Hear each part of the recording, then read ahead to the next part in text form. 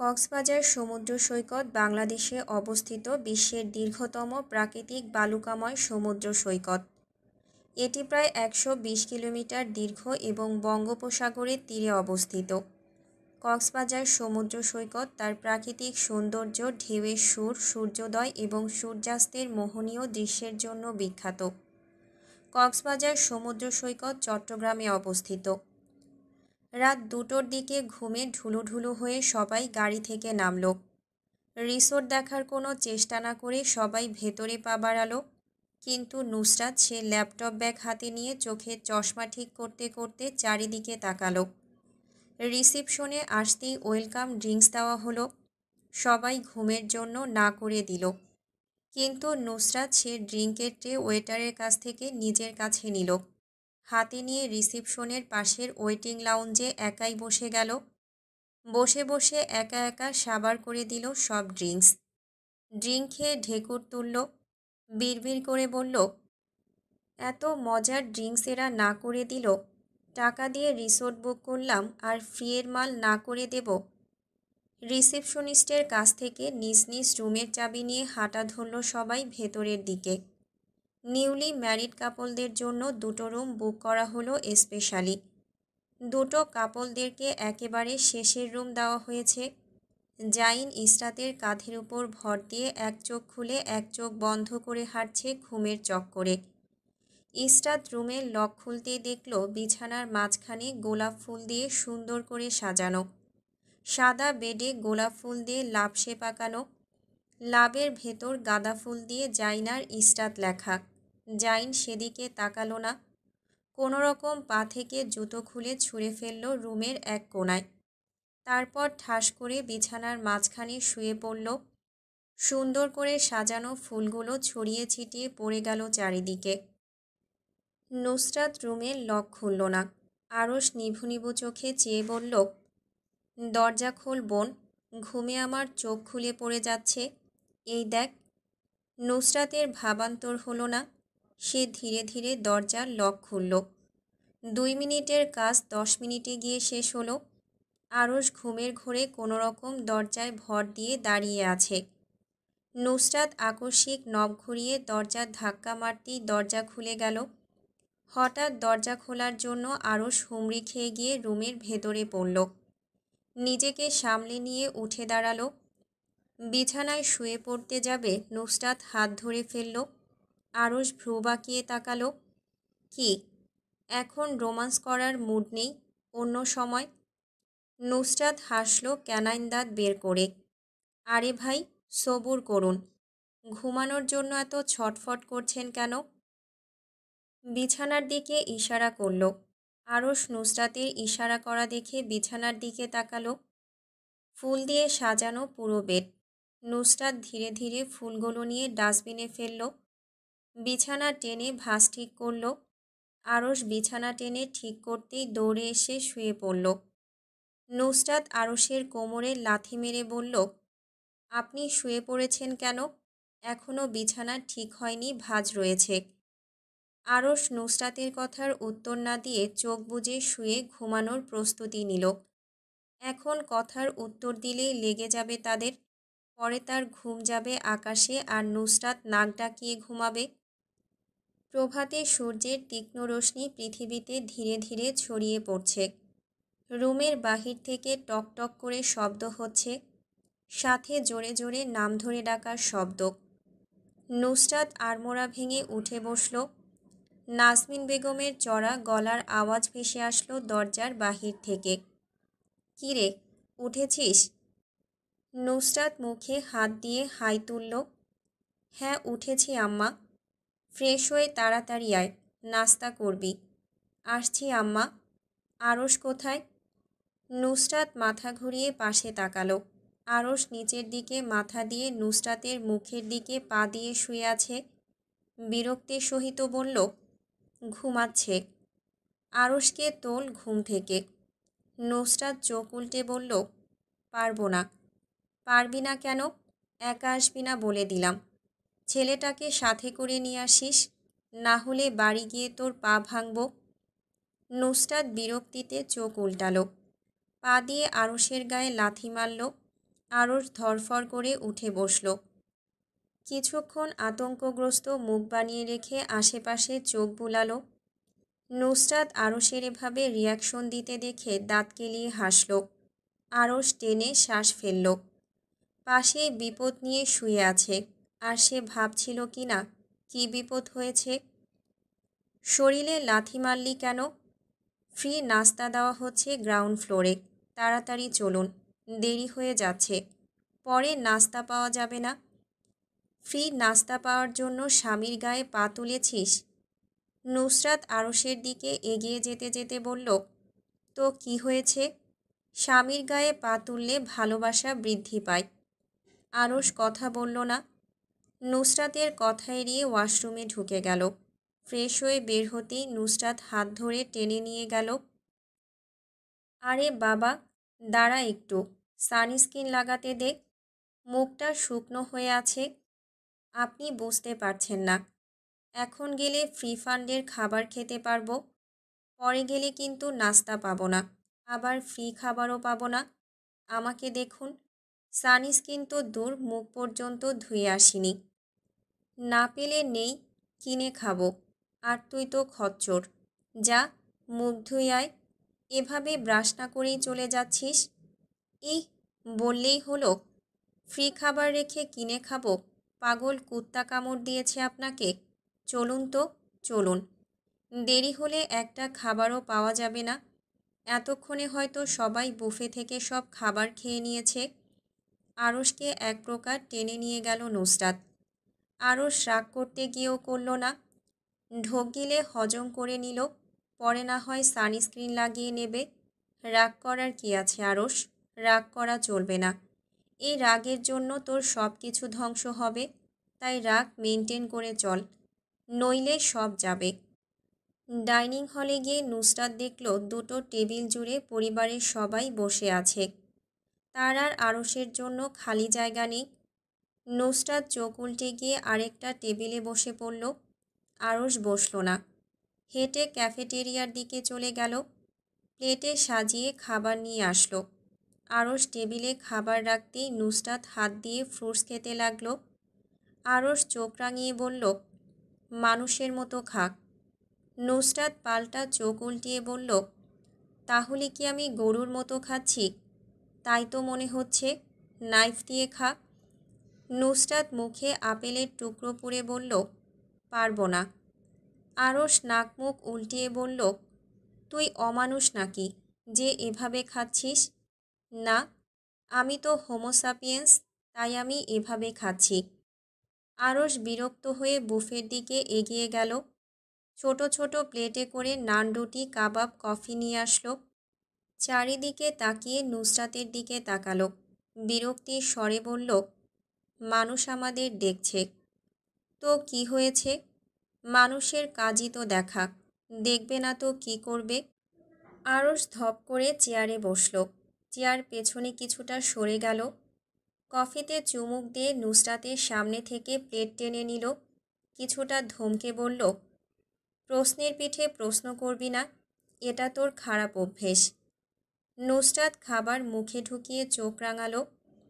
আপনার কাছে আমার সব কিছুই খারাপ লাগে, কি ভালো লাগে আমার আপনার কাছে? নুসরাত খাবারের প্লেট নিজের দিকে টানতে টানতে বলল, আমার খাবার দিন। তোর খাবার আমি খাচ্ছি না, কেটে দিচ্ছি। নুসরাত নাক ফুলিয়ে শ্বাস ফেলল। আরশ ঠোঁট কামড়ে নাইফ দিয়ে আপেল, স্ট্রবেরি, ড্রাগন ছোট ছোট টুকরো করে কাটতে লাগলো।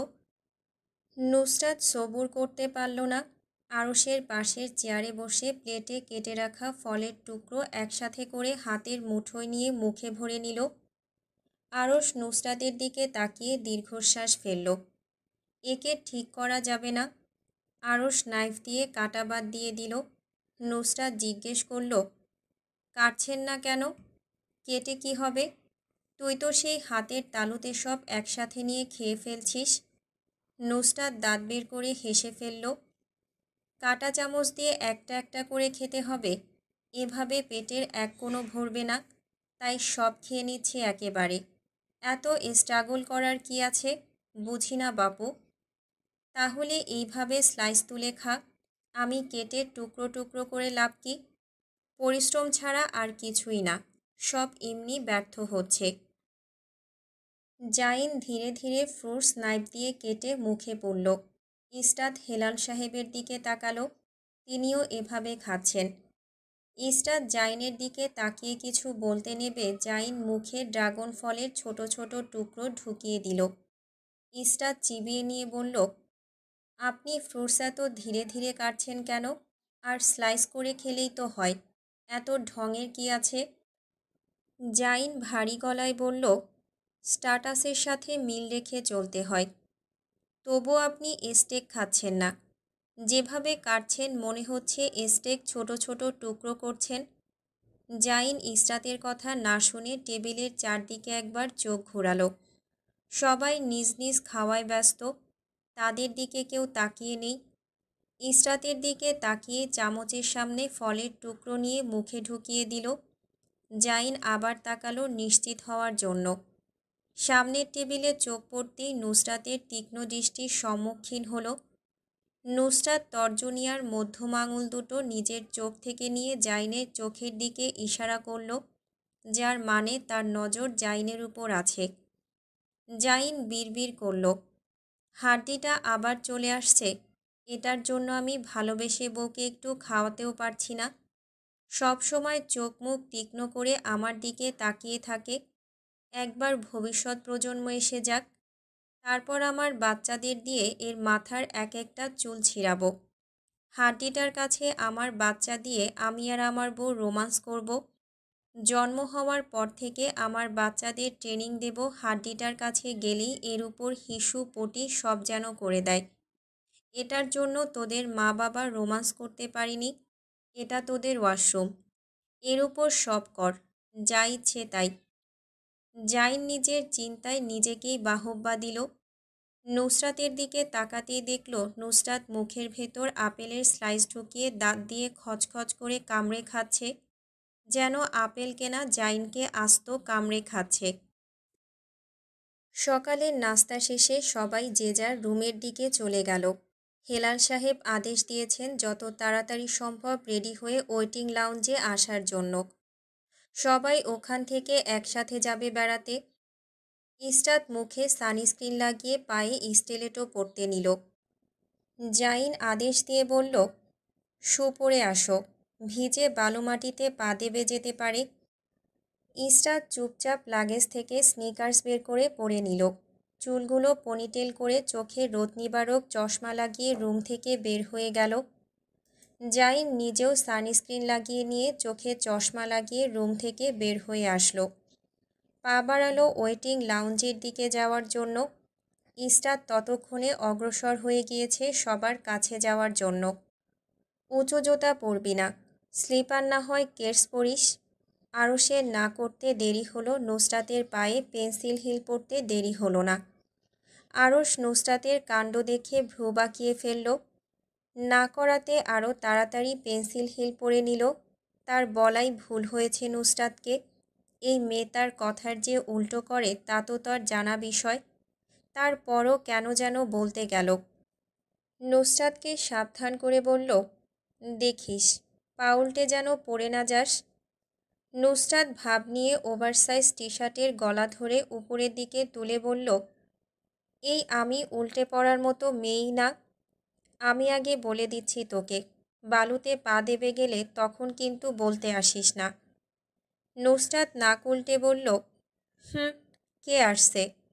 আরশ নির্লিপ্ত গলায় বলল, সময়ই বলে দেবে। হ্যাঁ হ্যাঁ, দেখে নেব সময় কি বলে আপনাকে।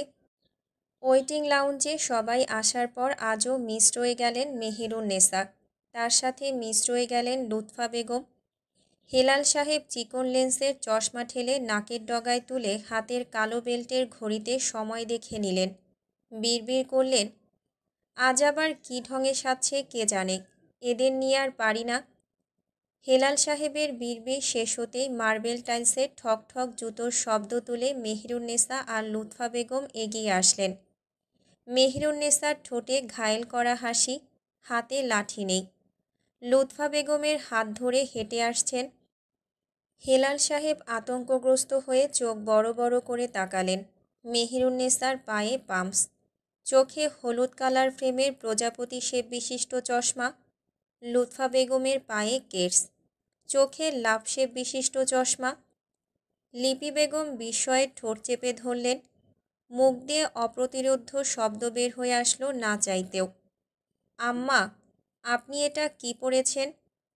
মেহেরুন্নেসা চশমা চোখ থেকে খুলে মাথার মধ্যে রাখলেন। ঠোঁটে হাত রেখে শব্দ করে হেসে বললেন, সুন্দর লাগতাছে না? লিপি বেগম বিভ্রান্ত হয়ে মাথা নাড়ালেন। হেলাল সাহেব অবাক হয়ে জিজ্ঞেস করলেন, আম্মা, তোমার লাঠি কোথায়? কেন, আমারে এইভাবে দেখতে তোমার ভালা লাগতাছে না? লাঠি লগে লইয়া ঘুরলে তোমার ভালা লাগব? হেলাল সাহেব বিভ্রান্ত গলায় বললেন, আমি সেটা কখন বললাম? লুৎফা বেগমের দিকে তাকিয়ে জিজ্ঞেস করলেন, তুইও এই ঢং শুরু করেছিস? বুঝলাম আম্মা বয়স্ক মানুষ, বোঝে কম, কিন্তু তুই? লুৎফা বেগম চুলে হাত বোলাতে বোলাতে বললেন, ভাইয়া, এই স্টাইলটা না পুরাই জোস। গতকাল আম্মাকে নুসরাত কীরকম সুন্দর করে স্টাইল করে দিয়েছে দেখনি? আমার কাছে তো আম্মাকে পুরাই আগুন লেগেছে। হেলাল সাহেব নুসরাতের দিকে তীক্ষ্ণ দৃষ্টিতে তাকিয়ে লুৎফার উদ্দেশ্যে বললেন, তোমাদের যে জোকার সাজিয়েছে তা কি তোমরা বুঝতে পারছো না? দুজনকে মেলাতে থাকা দুই জোকারের মতো লাগছে। মেহেরুন্নেসা আঙুল তুলে হেলাল সাহেবকে সাবধান করে বললেন, ওরে কি কইতাছোস? আমার সাথে কথা ক। আম্মা, তুমি এইসব উঁচু জুতা পরে ওখানে যাবে? জুতো মাটিতে আটকে উল্টে পড়বে, মনে রেখো। নুসরাতের পায়ের দিকে ইশারা করে বললেন, ওই দেখ, ও আমার থেকে কত উঁচা জুতা পরে আছে। তখন তো কিছুই হইব না, তাইলে আমি পড়লে কে সমস্যা হইব? আম্মা, ওর বয়স আর তোমার বয়স কি এক? চুপ, বেশি কথা কইবি না। এই স্টিলিংয়ের আইডিয়া আমি টিকটিক থাইক্কা আনছি। টিকটিক কি? আবার বলো তো, বুঝিনি। ইরহাম হাস্যোজ্জ্বল গলায় বলল, টিকটকের কথা বলছে দাদি। হেলাল সাহেব মাথা নাড়ালেন উপর নিচ করে। মেহেরুন্নেসা নিজের পার্স ব্যাগ থেকে মোবাইল বের করে কতক্ষণ কি দেখলেন। তারপর হেলাল সাহেবের সামনে মোবাইল ধরে দেখালেন, এই দেখ, যুবতী মেয়েটাকে দেখ, কত সুন্দর চশমা পরছে আর কত উঁচা জুতা পরছে। আমার বয়সী যুবতী একটা মাইয়া কি সুন্দর স্টিলিং করেছে, আর তুই আমাগো জোকার কইতাছোস? হেলাল সাহেবের সাথে সবাই চোখ মুখের বিকৃতি করে সমস্বরে বললেন, এটা যুবতী? অবশ্যই, আমার বয়সী যুবতী মাইয়াডারে কত ভালা লাগতাছে। আর তুই বলতাছোস আমারে আর লুৎফারে জোকার লাগতাছে? হুঁ। হেলাল সাহেব মিনমিন করে বললেন, সত্যিই তো বলেছি, জোকারের থেকে আরও খারাপ কিছু থাকলে ওইটা লাগতেছে। যুবতীদের বয়সী কাপড় জুতো পরলেই যুবতী হওয়া যায় না আম্মা। বুড়ো বয়সে দুজনকে ভীমরতিতে ধরেছে। হেলাল সাহেব কথা বাড়ালেন না, এগিয়ে গেলেন বাহিরের দিকে। যার যা ইচ্ছা তাই করুক, তার কি? উল্টে পড়ে কোমর ভেঙে হসপিটালে ভর্তি হবে, তারপর হাই হুতাশ করবে। গলার আওয়াজ উঁচু করে বললেন, যার যা ইচ্ছা করো, কোমর ভাঙলে দায়ভার তুমি আর তোমার মেয়ে জানে। পরে হসপিটালে ভর্তি হয়ে কান্নাকাটি করো না, আমি কিছুতেই নেই। গাড়ি স্টার্ট করা হলো। গাড়িগুলোর গতিবেগ বাড়িয়ে রাস্তা ধরা হলো কলাতলি সৈকতের উদ্দেশ্যে। এটি কক্সবাজার সমুদ্র সৈকতের মতো এত দীর্ঘ নয়, কিন্তু সুন্দর সময় কাটানোর জন্য, ভ্রমণ করার জন্য ভালো একটা জায়গা। সকাল 11টার সময় সবাই কলাতলি সৈকতে গিয়ে পৌঁছালো। সূর্যের মিষ্টি রোদ ধরণীতে পড়ে আলোকিত করছে। সমুদ্র কিছুক্ষণ পর পর গর্জন করে ঢেউ তুলছে। সমুদ্রের পাশ ঘেঁষে শুকনো বালিগুলো ঢেউয়ের সাথে ভিজে যাচ্ছে। ওখানকার স্থানীয় মানুষ ছোট ছোট টেন্ট করে বিভিন্ন স্বাদের খাবার বিক্রি করছে। সবাই চারদিকে ছড়িয়ে ছিটিয়ে হাঁটছে, সাথে সমুদ্রের শীতল পরিবেশ উপভোগ করছে। মেহেরুন্নেসা গলার আওয়াজ বাড়িয়ে জাইনকে ডেকে উঠলেন, জাইন আর ইসরাত হাঁটছিল, উপভোগ করছিল সমুদ্রের মনোমুগ্ধকর পরিবেশটা। সমুদ্রের গর্জন, মিষ্টি রোদ, সাথে সনসন করে বয়ে চলা বাতাস। মেহেরুন্নেসার ডাকে জাইন বিরক্ত হয়ে তাকালো। বেড়াতে এসেও শান্তি নেই। জাইন বড় বড় পা ফেলে এগিয়ে গেল। ইসরাতকে সাথে আসার জন্য বললে সে না করে দিল।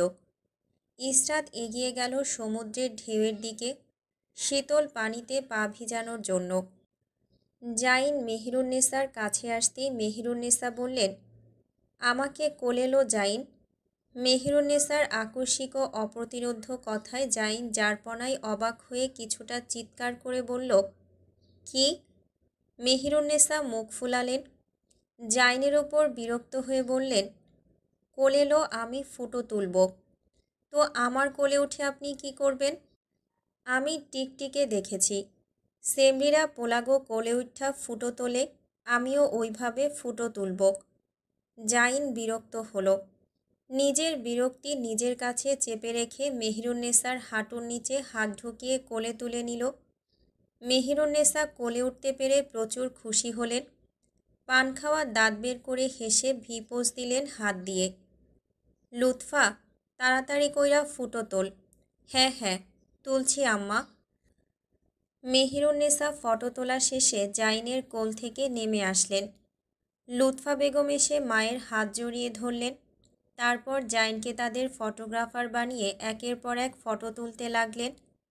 জাইন একসময় বিরক্ত হয়ে মোবাইল তাদের হাতে ধরিয়ে দিল।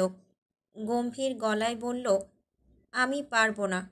আমার বউদিকে একা একা সমুদ্র বিলাস করছে, আর আমি কি করছি?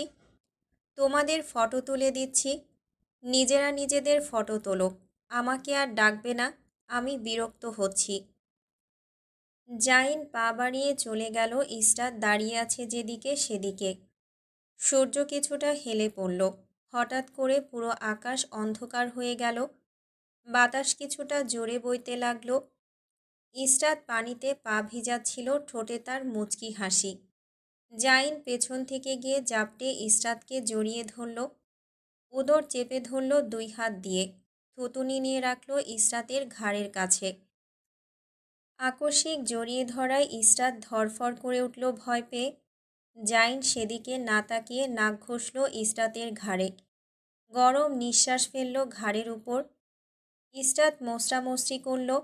জাইনের হাত থেকে ছাড়া পাওয়ার চেষ্টা করল। জাইনকে ছাড়তে না দেখে হুঁশিয়ারি গলায় বলল, এটা আপনার বেডরুম নয় মিস্টার জাইন। জাইন ডিপ গলায় বলল, তুমি কি বেডরুমে যেতে চাচ্ছ? ইসরাত দাঁতে দাঁত পিষল।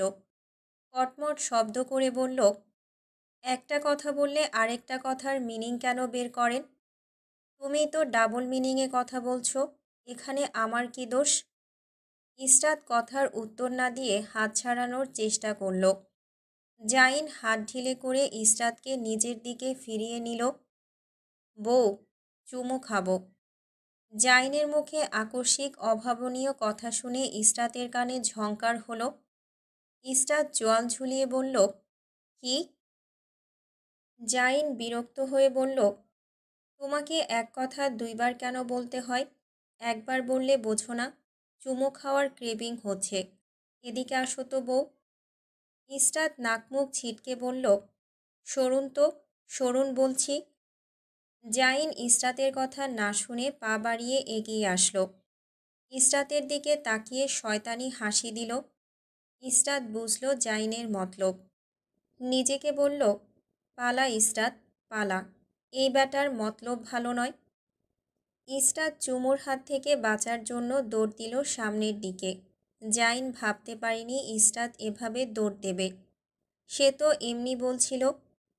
তারপর আবার নিজেকে শুধিয়ে বলল, না না, এমনি কেন বলবো, সত্যি তো চুমু খাবো। গলার আওয়াজ বাড়িয়ে বলল, এই ইসরাত, দাঁড়াও, এই দেখো তোমার নিষ্পাপ স্বামীর চুমুর অভাবে ঠোঁট শুকিয়ে যাচ্ছে, এদিকে এসো তো। স্বামী চুমুর অভাবে মরার আগে একটা চুমু দিয়ে যাও বউ। ইসরাত দাঁড়ালো না এক সেকেন্ডের জন্য। জাইন ইসরাতের পেছন পেছন দৌড়ে গেল। সমুদ্র গর্জন করে ঢেউ নিয়ে আসলো তীরের দিকে। কিছু সময়ের মধ্যে ঢেউ আছড়ে পড়ল, গর্জন থেমে গেল। জাইন শব্দ করে হাসল। ইসরাতের পেছন পেছন দৌড়ে আসতে আসতে বলল, দাঁড়াও ইসরাত। ইসরাত সামনের দিকে দৌড়াতে দৌড়াতে জাইনের দিকে তাকিয়ে হেসে উঠল। জাইন ঠোঁটে হাসি ঝুলিয়ে ইসরাতের দিকে দৌড়ে গেল। সমুদ্রের পাশ ঘেঁষে শুকনো বালির মধ্যে মানবী সামনের দিকে এগিয়ে গেল মানবের হাত থেকে বাঁচার জন্য। আর মানব মানবীকে ধরার জন্য তার পিছু পিছু দৌড়ে গেল। ঠোঁটে হাসি ঝুলিয়ে চিৎকার করে বলল, এই ইসরাত, দাঁড়াও বলছি। ইসরাত আর জাইন কিছুক্ষণ গোল গোল করে ঘুরতে ঘুরতে হাঁপিয়ে গিয়ে থেমে গেল। ইসরাত পেটে হাত চেপে শ্বাস নিতে লাগল। আকস্মিক জাইন এসে ইসরাতের বাহু 2 হাত দিয়ে চেপে ধরল।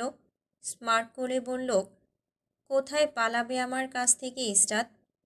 ইসরাত হালকা হেসে জাইনের দিকে তাকালো। শ্বাস নিতে কষ্ট হচ্ছে তার। ইসরাত শ্বাস নিল জাইনের বাহুবন্ধনে আবদ্ধ থেকে। জাইন ইসরাতের সামনে আসা চুলগুলো কানের পেছনে গুজে দিল। গালে বুড়ো আঙুল দিয়ে স্লাইড করতে লাগলো। ইসরাত চোখ তুলে তাকালো জাইনের দিকে। চোখের দিকে একবার তাকিয়ে ছন্নছাড়া দৃষ্টি ফেলল চারিদিকে। জাইন ইসরাতের গাল নিজের 2 হাতের তালুর মধ্যে চেপে ধরল। গম্ভীর অথচ শান্ত গলায় আবেগ মিশিয়ে বলল, আমি কখনো তোমার মতো কোনো নারীকে দেখিনি। তোমার দিকে তাকালে আমি এক পরীকে দেখি। তোমার ত্বকে স্পর্শ করলে আমার পুরো শরীর যেন আগুনে জ্বলে ওঠে। তোমাকে চুমু দিলে বুঝি আমি প্রেমে পড়ে যাচ্ছি। আমি তোমার প্রেমে পড়ে গেছি। আমার আত্মা আমার সহধর্মিণী। ইসরাতের শ্বাস চলাচল বেড়ে গেল। জাইনের গালে ঘর্ষণ করা হাত ততক্ষণে থেমে গেছে। ধীরে ধীরে জাইনের ওষ্ঠ ইসরাতের ওষ্ঠের দিকে অগ্রসর হলো। চেপে ধরল ইসরাতের অধর। মিলন ঘটল 2 ওষ্ঠ যুগলের। নুসরাত হেঁটে হেঁটে যাচ্ছিল সমুদ্রের পাশ ঘেঁষে। হঠাৎ দেখল কারা যেন লিপকিস করতে ব্যস্ত। নুসরাত বিব্রত হয়ে চোখ ঘুরিয়ে উল্টো পায়ে হেঁটে অগ্রসর হলো অন্যদিকে যাওয়ার জন্য। মুখ দিয়ে বিড়বিড় করে বলল, ये हमने क्या देख लिया? हमारा गुनाहगार आँखों से अब आँख कैसे मिलाएगा? ये सब क्यों मेरे आँखों का सामने आ गया? हमने जिंदगी में क्या पाप किया था जो ये हमारा सामने आ गया? আল্লাহ, মাফ করো হামকো। হঠাৎ কি মনে করে চোখ বড় বড় করে নুসরাত এত হাই হুতাশ ভুলে গিয়ে তড়াক করে পেছনের দিকে তাকালো। তীব্র নজর দিল সমুদ্রের তীরে। চোখ ছোট ছোট করে তাকালো ওই দিকে। লজ্জা শরম ভুলে পকেট থেকে মোবাইল বের করলো। স্ক্রিন জুম করে ফটাফট কয়েকটা ফটো তুলে নিল। নুসরাতের ঠোঁটে শয়তানি হাসি। ফটো তুলে নাচতে নাচতে চলে গেল অন্যদিকে। হাতে থাকা পেন্সিল হিলের বেল্ট ধরে ঘোরাতে ঘোরাতে গান গাইল, মেনে যাব দেখা হে তুঝকো রাত ভি ইয়াদ হে মুঝকো, তারে গিনতে গিনতে সো গায়া। নাচতে নাচতে গিয়ে ধাক্কা খেলো শক্ত কোনো দেহের সাথে। রেগে নাক মুখ কুচকে তাকালো। গালি দিল, কোন শালারে এরকম ইস্পাতের মতো শক্ত হয়ে সে আমার সামনে দাঁড়িয়ে আছে। চোখ তুলে তাকাতেই দেখল আবির। মুখের বিরক্তি আরেকটু স্পষ্টভাবে ফুটিয়ে তুলে রাগী কণ্ঠে বলল, আরে এইরকম আমার মুখের সামনে এসে হ্যাবলার মতো দাঁড়িয়ে আছো কেন? আমি কোথায় দাঁড়ালাম? আমি তো একপাশে। নুসরাত হাত তুলে কথা থামিয়ে দিল। চেঁচিয়ে বলল, নিজের সাফাই দেওয়া বন্ধ করো। এসেছো তো এসেছো, এত দেরি করে আসলে কেন? আবির চুল চুলকে বলল, একটু কাজ এসে গিয়েছিল। ও।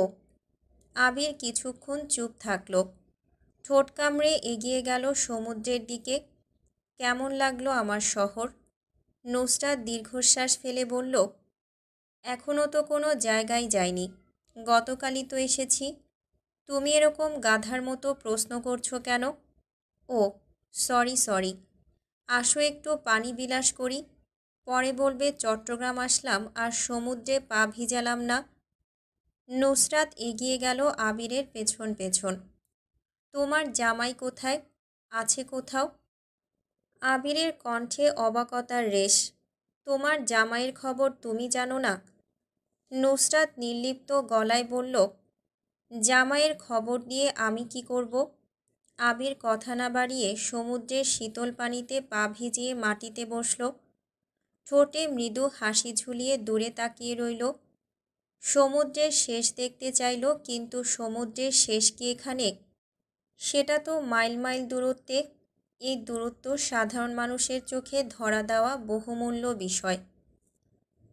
দুপুর ৩টা। হেলাল সাহেব কল দিলেন সবাইকে। আদেশ দিয়ে বললেন, তাড়াতাড়ি খেতে আসো, আমরা ছোট টেন্টের কাছে আছি। কথাটা বলেই ফোন কেটে দিলেন। একে একে সবাই আসতে লাগলো। এসে জমায়েত হলো খাবার খাওয়ার স্থানে। মেহেরুন্নেসা লুৎফার কাঁধে ভর দিয়ে হেলে দুলে এগিয়ে আসছেন। হেলাল সাহেব বিরক্তিতে নাক মুখের অবস্থা বিকৃত করে বললেন, দেখো দুজনের অবস্থা, যত সব। মেহেরুন্নেসা চোখ থেকে চশমা খুলে কুর্তির মধ্যে ঝুলিয়ে রাখলেন। লুৎফা বেগম কানের পেছনে চুল গুজে চোখ পিটপিট করে মিষ্টি হেসে এগিয়ে আসলেন। হেলাল সাহেব চোখ বুলিয়ে দেখলেন সবাই এসেছে কিনা। যখন দেখলেন নুসরাত মিসিং, পকেট থেকে ফোন বের করে কল দিতেই দূর থেকে মোবাইলের রিং বেজে উঠল। নুসরাত হাত তুলে ইশারা করল সে আসছে।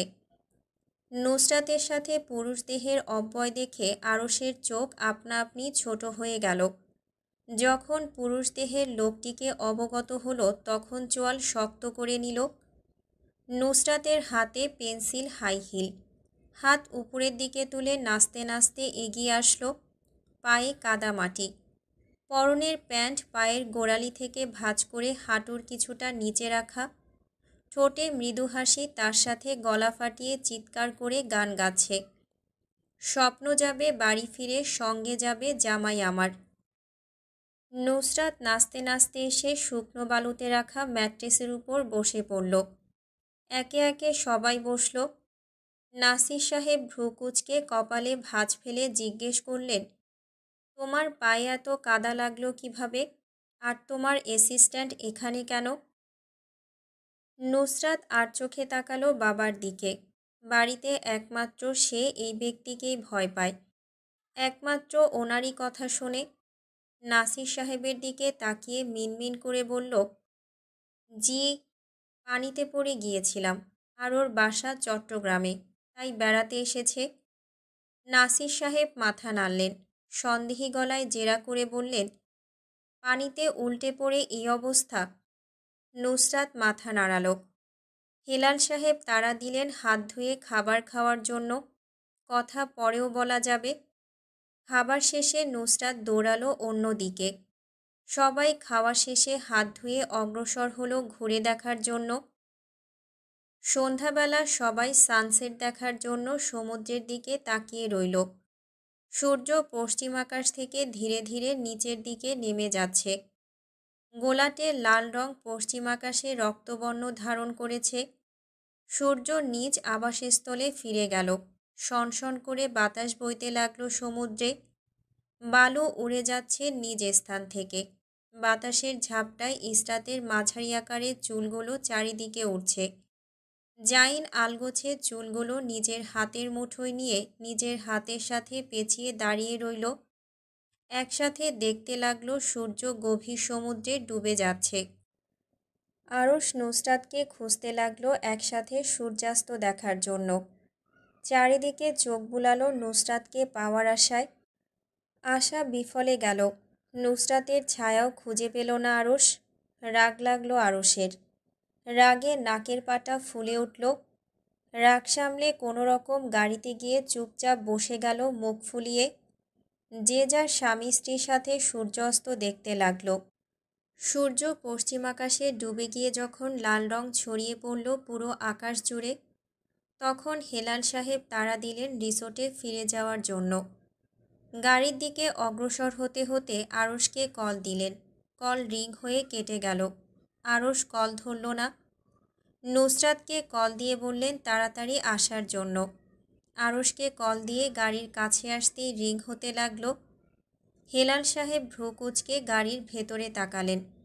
অন্ধকারের জন্য গাড়ির ভেতরে কাউকে দেখা গেল না। হাতে থাকা ফোনের ফ্ল্যাশলাইট অন করতেই চোখে ভেসে উঠল আরশের লাল হয়ে থাকা মুখ। হেলাল সাহেব কপালে ভাঁজ ফেলে চিন্তাগ্রস্ত গলায় বললেন, কি হয়েছে তোর? মুখ ফুলিয়ে গাড়িতে বসে আছিস কেন? আর কল দিচ্ছি, কল ধরছিস না কেন? আরশ এত কথার জবাবে ভিন্ন উত্তর দিল। গম্ভীর গলায় বলল, মাথা ব্যথা করছে, ফ্ল্যাশ অফ করুন। হেলাল সাহেব কথা বাড়ালেন না। কল লিস্টে ঢুকে নুসরাতের কাছে কল দিলেন। উল্টো দিকে ফিরে কানে মোবাইল চেপে ধরলেন। আরশ ধ্যান দিল না। তার বিতৃষ্ণা চলে এসেছে নিজের প্রতি, নিজের এই জীবনের প্রতি। সামান্য ভুলের জন্য এত এত মাশুল দিতে হবে জানলে জীবনে ওই ভুল করতো না। কেন যে করতে গেল? আরশ সামনের সিটে মাথা হেলান দিয়ে বসে রইল। মাথা যন্ত্রণায় কপালের রগগুলো দপদপ করছে। নুসরাতের চিন্তায় তার রাতের ঘুম হারাম হয়ে যাচ্ছে। আর ওনার অবস্থা দেখো, কীরকম গলাগলি করে সবার সাথে ঘুরছে ফিরছে, আনন্দ করছে।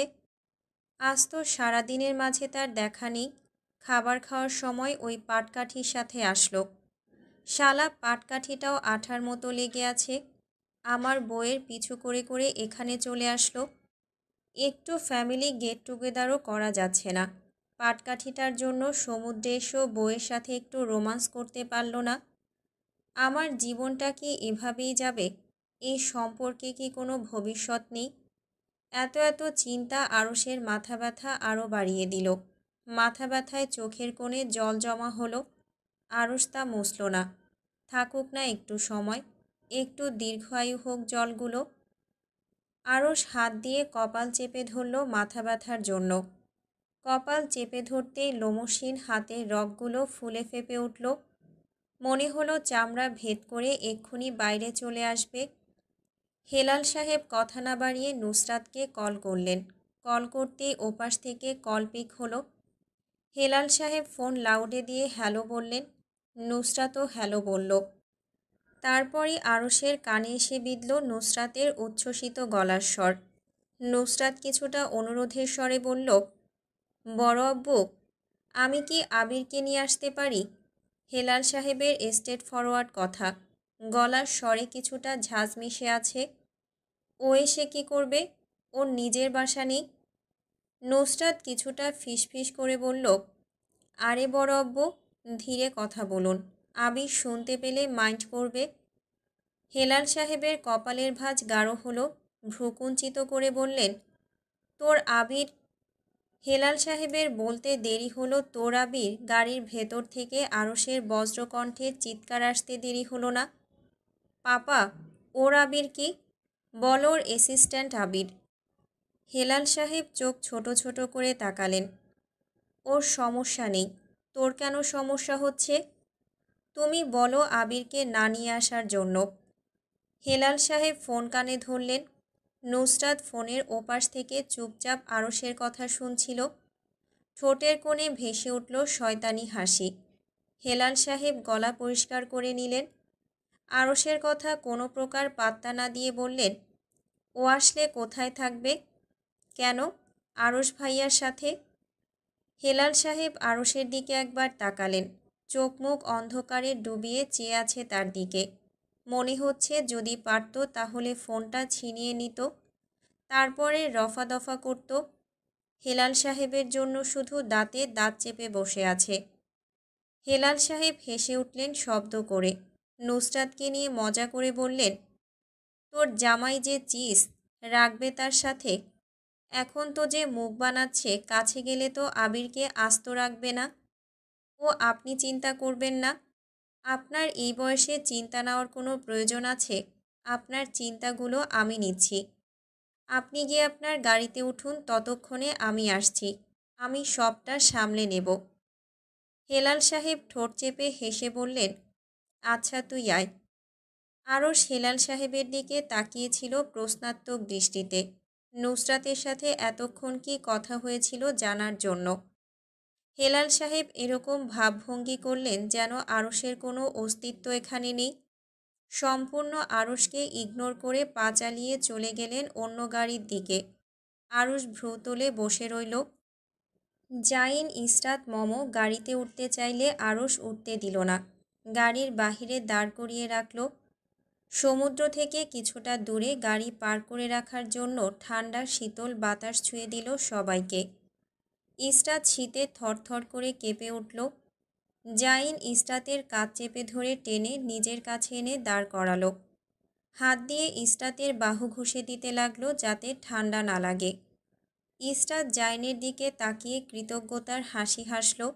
জাইনও হাসল ইসরাতের সাথে অধর বাঁকিয়ে। নুসরাত আর আবির আসলো চারদিক যখন অন্ধকার হয়ে গেল তখন। সমুদ্রের গর্জন যখন তীব্র থেকে তীব্রতর হলো। নুসরাত সামনে উঠে বসতে চাইল, আরও শীতল গলায় বলল, আমার পাশে এসে বস। নুসরাত কথা বাড়ালো না। ওভারসাইজড কাপড় পরায় ঠান্ডা লাগছে। কাপড়ের ভেতরে মনে হচ্ছে সব বাতাস ঢুকে গিয়ে শরীর অবশ হয়ে গিয়েছে। নুসরাত লাফ দিয়ে উঠে আরশের পাশ ঘেঁষে বসল। নুসরাত কর্কশ গলায় বলল, তোমাকে কি ইনভাইটেশন দিয়ে এখানে আনতে হবে? তাড়াতাড়ি ওঠো, শীতে মানুষ জমে যাচ্ছে, তাকিয়ে দেখো। আবির মুখ গোমরা করে পেছনে উঠতে যাবে আরশ ধমকে উঠল মমকে। কি, এখানে হাঁ করে দাঁড়িয়ে মুখ দেখছিস কেন? তাড়াতাড়ি এসে গাড়িতে ওঠ। মমো হঠাৎ এক ধমকে শিকার হয়ে বোকা বনে গেল। কিছু বুঝতে না পেরে হাঁ করে আরশের মুখের দিকে তাকিয়ে রইল। আরশ চোখ রাঙিয়ে বলল, তুই উঠবি নাকি দুটো থাপ্পড় লাগাবো? মমো পা চালিয়ে এসে আবিরকে এক প্রকার ধাক্কা দিয়ে সামনে থেকে গাড়িতে উঠে বসল। আবির ভ্যাবাচাকা খেয়ে তাকিয়ে রইল। ইরহাম সামনের সিটে উঠে বসল। তার কোনো ঝামেলা নেই। সে সিঙ্গেল মানুষ, ভালোই আছে। জীবনে কোনো চিন্তা নেই, শুধু চিল আর চিল। বসা নিয়েও কোনো চিন্তা নেই। ইসরাতকে ধাক্কিয়ে এক প্রকার গাড়িতে তুলল জাইন। ইসরাত চোখ বাঁকা করে তাকাতেই জাইন চোখ বড় বড় করে তাকিয়ে বলল, চোখ তেড়া করে তাকাবে না। ইসরাত চোখ ফিরিয়ে নিল। আবির এসে সবার শেষে গাড়িতে উঠল। দরজা টেনে লাগিয়ে দিল। ইরহাম গাড়ি ছেড়ে দেওয়ার জন্য বলল। গাড়ি স্টার্ট করা হলো। সে তার নিজ গতিতে চলতে লাগলো রিসোর্টের দিকে। আরশ মাথা ব্যথার জন্য চোখ বন্ধ করে সিটে মাথা এলিয়ে দিল। নুসরাত পকেট থেকে ফোন বের করে গ্যালারি চেক করতে লাগলো। আজ কি সে ক্যামেরাবন্দি করেছে দেখার জন্য। মমো ফিসফিস করে বলল, কি দেখছিস? আমাকেও দেখা। নুসরাত মোবাইল ঠিকভাবে ধরল যাতে মমো দেখতে পারে। আরশের কানে লাগলো কথা, তবুও তাকালো না। মাথা ব্যথার সাথে এখন চোখ ব্যথাও করছে তার। নুসরাত মোবাইল নিয়ে নড়াচড়া করতেই আরশের চোখে তির্যক আলোক রশ্মি পড়ল মোবাইলের। আলোক রশ্মির উৎস দেখার জন্য নিভু নিভু চোখে তাকালো। চোখ গেল মোবাইলের দিকে। গ্যালারি ফাইল ভর্তি হাবিজাবি পিকচারে। আরশের চোখে হঠাৎ কিছু দেখে চেনা চেনা মনে হলো। ভ্রুকুঁচকে চোখ খুলে দেখার চেষ্টা করল, কিন্তু মাথা ব্যথার জন্য ঝাপসা দৃষ্টি হওয়ায় কিছুই দেখতে পারল না। চোখ বন্ধ করে আরশ নিজের মাথা নিয়ে রাখল নুসরাতের কাঁধে। কাঁধে মাথা রেখেই শ্বাস ফেলল ঘাড়ের দিকে মুখ করে। নুসরাতের শরীরের ভেতর কম্পন হলো, তবুও নড়ল না। অনড় হয়ে বসে রইল, মোবাইল স্ক্রল করতে লাগলো। এর কিছুক্ষণ পর চোখ ঘুরিয়ে তাকিয়ে দেখল আরশ কি করছে। যখন নিশ্চিত হলো আরশ ঘুমিয়ে আছে, টেনে শ্বাস নিল। শ্বাস নিতে পারল কই? তার আগেই আরশ নিজের নাক দাবিয়ে দিল নুসরাতের গলার ভাঁজে। মুখ থেকে গরম নিঃশ্বাস বের করে নুসরাতের ঘাড়ে ইচ্ছেকৃতভাবে ছেড়ে দিল। নাক টেনে টেনে শ্বাস নিতে লাগল। নুসরাতের কানে কানে ফিসফিস করে বলল, কতবার না করেছি এই পারফিউম ইউজ করবি না? কস্তুরীর ঘ্রাণটা আমায় পাগল করে দেয়। উফ, এত মিষ্টি স্বাদের পারফিউম তুই কোথা থেকে কিনেছিস? আমি কিনিনি। আরশ গলায় আরেকটু মুখ ডুবিয়ে দিল। নুসরাত কোনো প্রকার শব্দ করল না। তাহলে? আব্বা কিনে দিয়েছে। আরশ ফিসফিস করে জিজ্ঞেস করল, তুই এই ব্র্যান্ডের পারফিউম সবসময় ইউজ করিস? নুসরাত মাথা নাড়ালো। আরশ রাগী গলায় বলল, আজ থেকেই পারফিউম ব্যবহার করা তোর জন্য নিষিদ্ধ। এই জন্যই বলি, ওই পাটকাঠি কিভাবে পড়ল? এই পারফিউমের ঘ্রাণের কারণেই হয়তো, তাই না? নুসরাত বিরক্ত হয়ে বলল, হ্যাঁ তাই। আপনি সব বুঝে গিয়েছেন। তুই পুরুষ মানুষ পটানোর জন্য কস্তুরীর ঘ্রাণ বিশিষ্ট পারফিউম ব্যবহার করিস? হ্যাঁ করি। আপনার কোনো সমস্যা? আরশ নুসরাতের গলায় নিজের ঠোঁট চেপে কিছু বলল যা বোঝা গেল না। নুসরাত সেদিকে ধ্যান না দিয়ে মোবাইল স্ক্রল করতে লাগলো। আরশ চোখ বুজে বিড়বিড় করল, এই পারফিউম ব্যবহার করে আমাকে পটিয়েছে। আমি এটা মানি না। কস্তুরীর ঘ্রাণ থাকার জন্য আমি পাগল হয়েছি। না হলে আমি আরশ কোনোদিন প্রেম ভালোবাসায় পড়তাম না। সব দোষ পারফিউমের।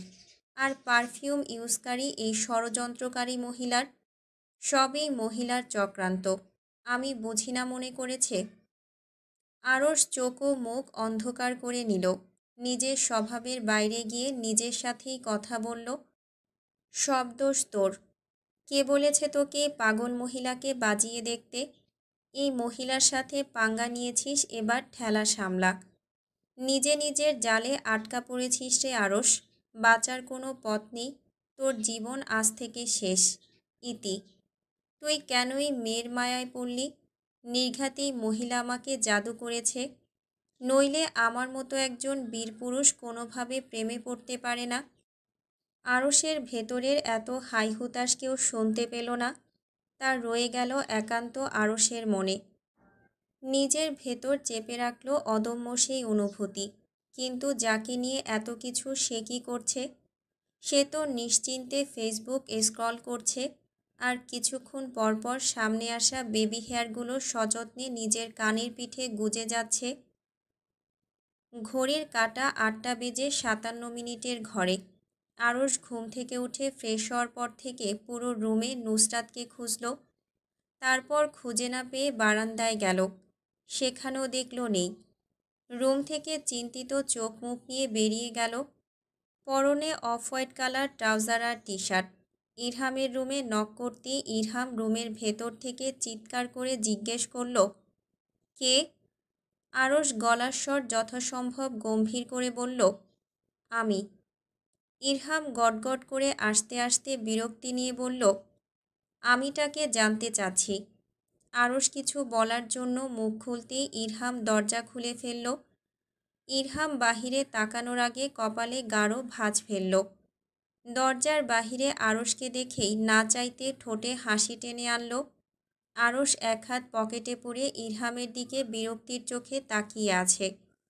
নাক মুখ বিকৃত করে ধমক দিতে যাবে, ইরহাম বলে উঠল, ভাইয়া, এত রাতে এখানে কি? আরশ সে কথার উত্তর দিল না। চোখ ছোট ছোট করে তাকিয়ে জিজ্ঞেস করল, ওইটা এখানে নেই? ইরহাম অবাক হয়ে বলল, কোনটা? আরশ গম্ভীর গলায় বলল, তোর সাথেরটা। ইরহাম বোঝার ভঙ্গিতে মাথা নাড়াল। গুরুতর বিষয়। হু? নুসরাত এখানে নেই? নুসরাত নেই শুনে হতাশ হল। শ্বাস ফেলে জিজ্ঞেস করল, তাহলে কোথায়? ইরহাম থুতনিতে হাত রেখে অভিনয় করল ভাবার।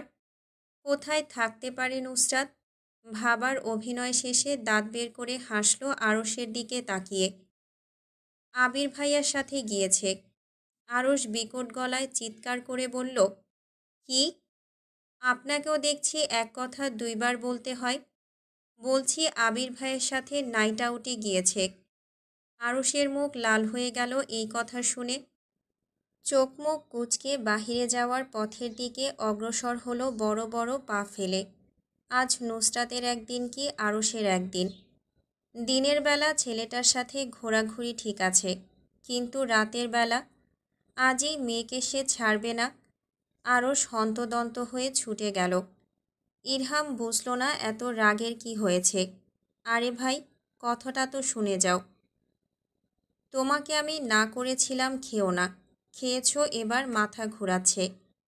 নুসরাত আঙুল আকাশের দিকে তুলল।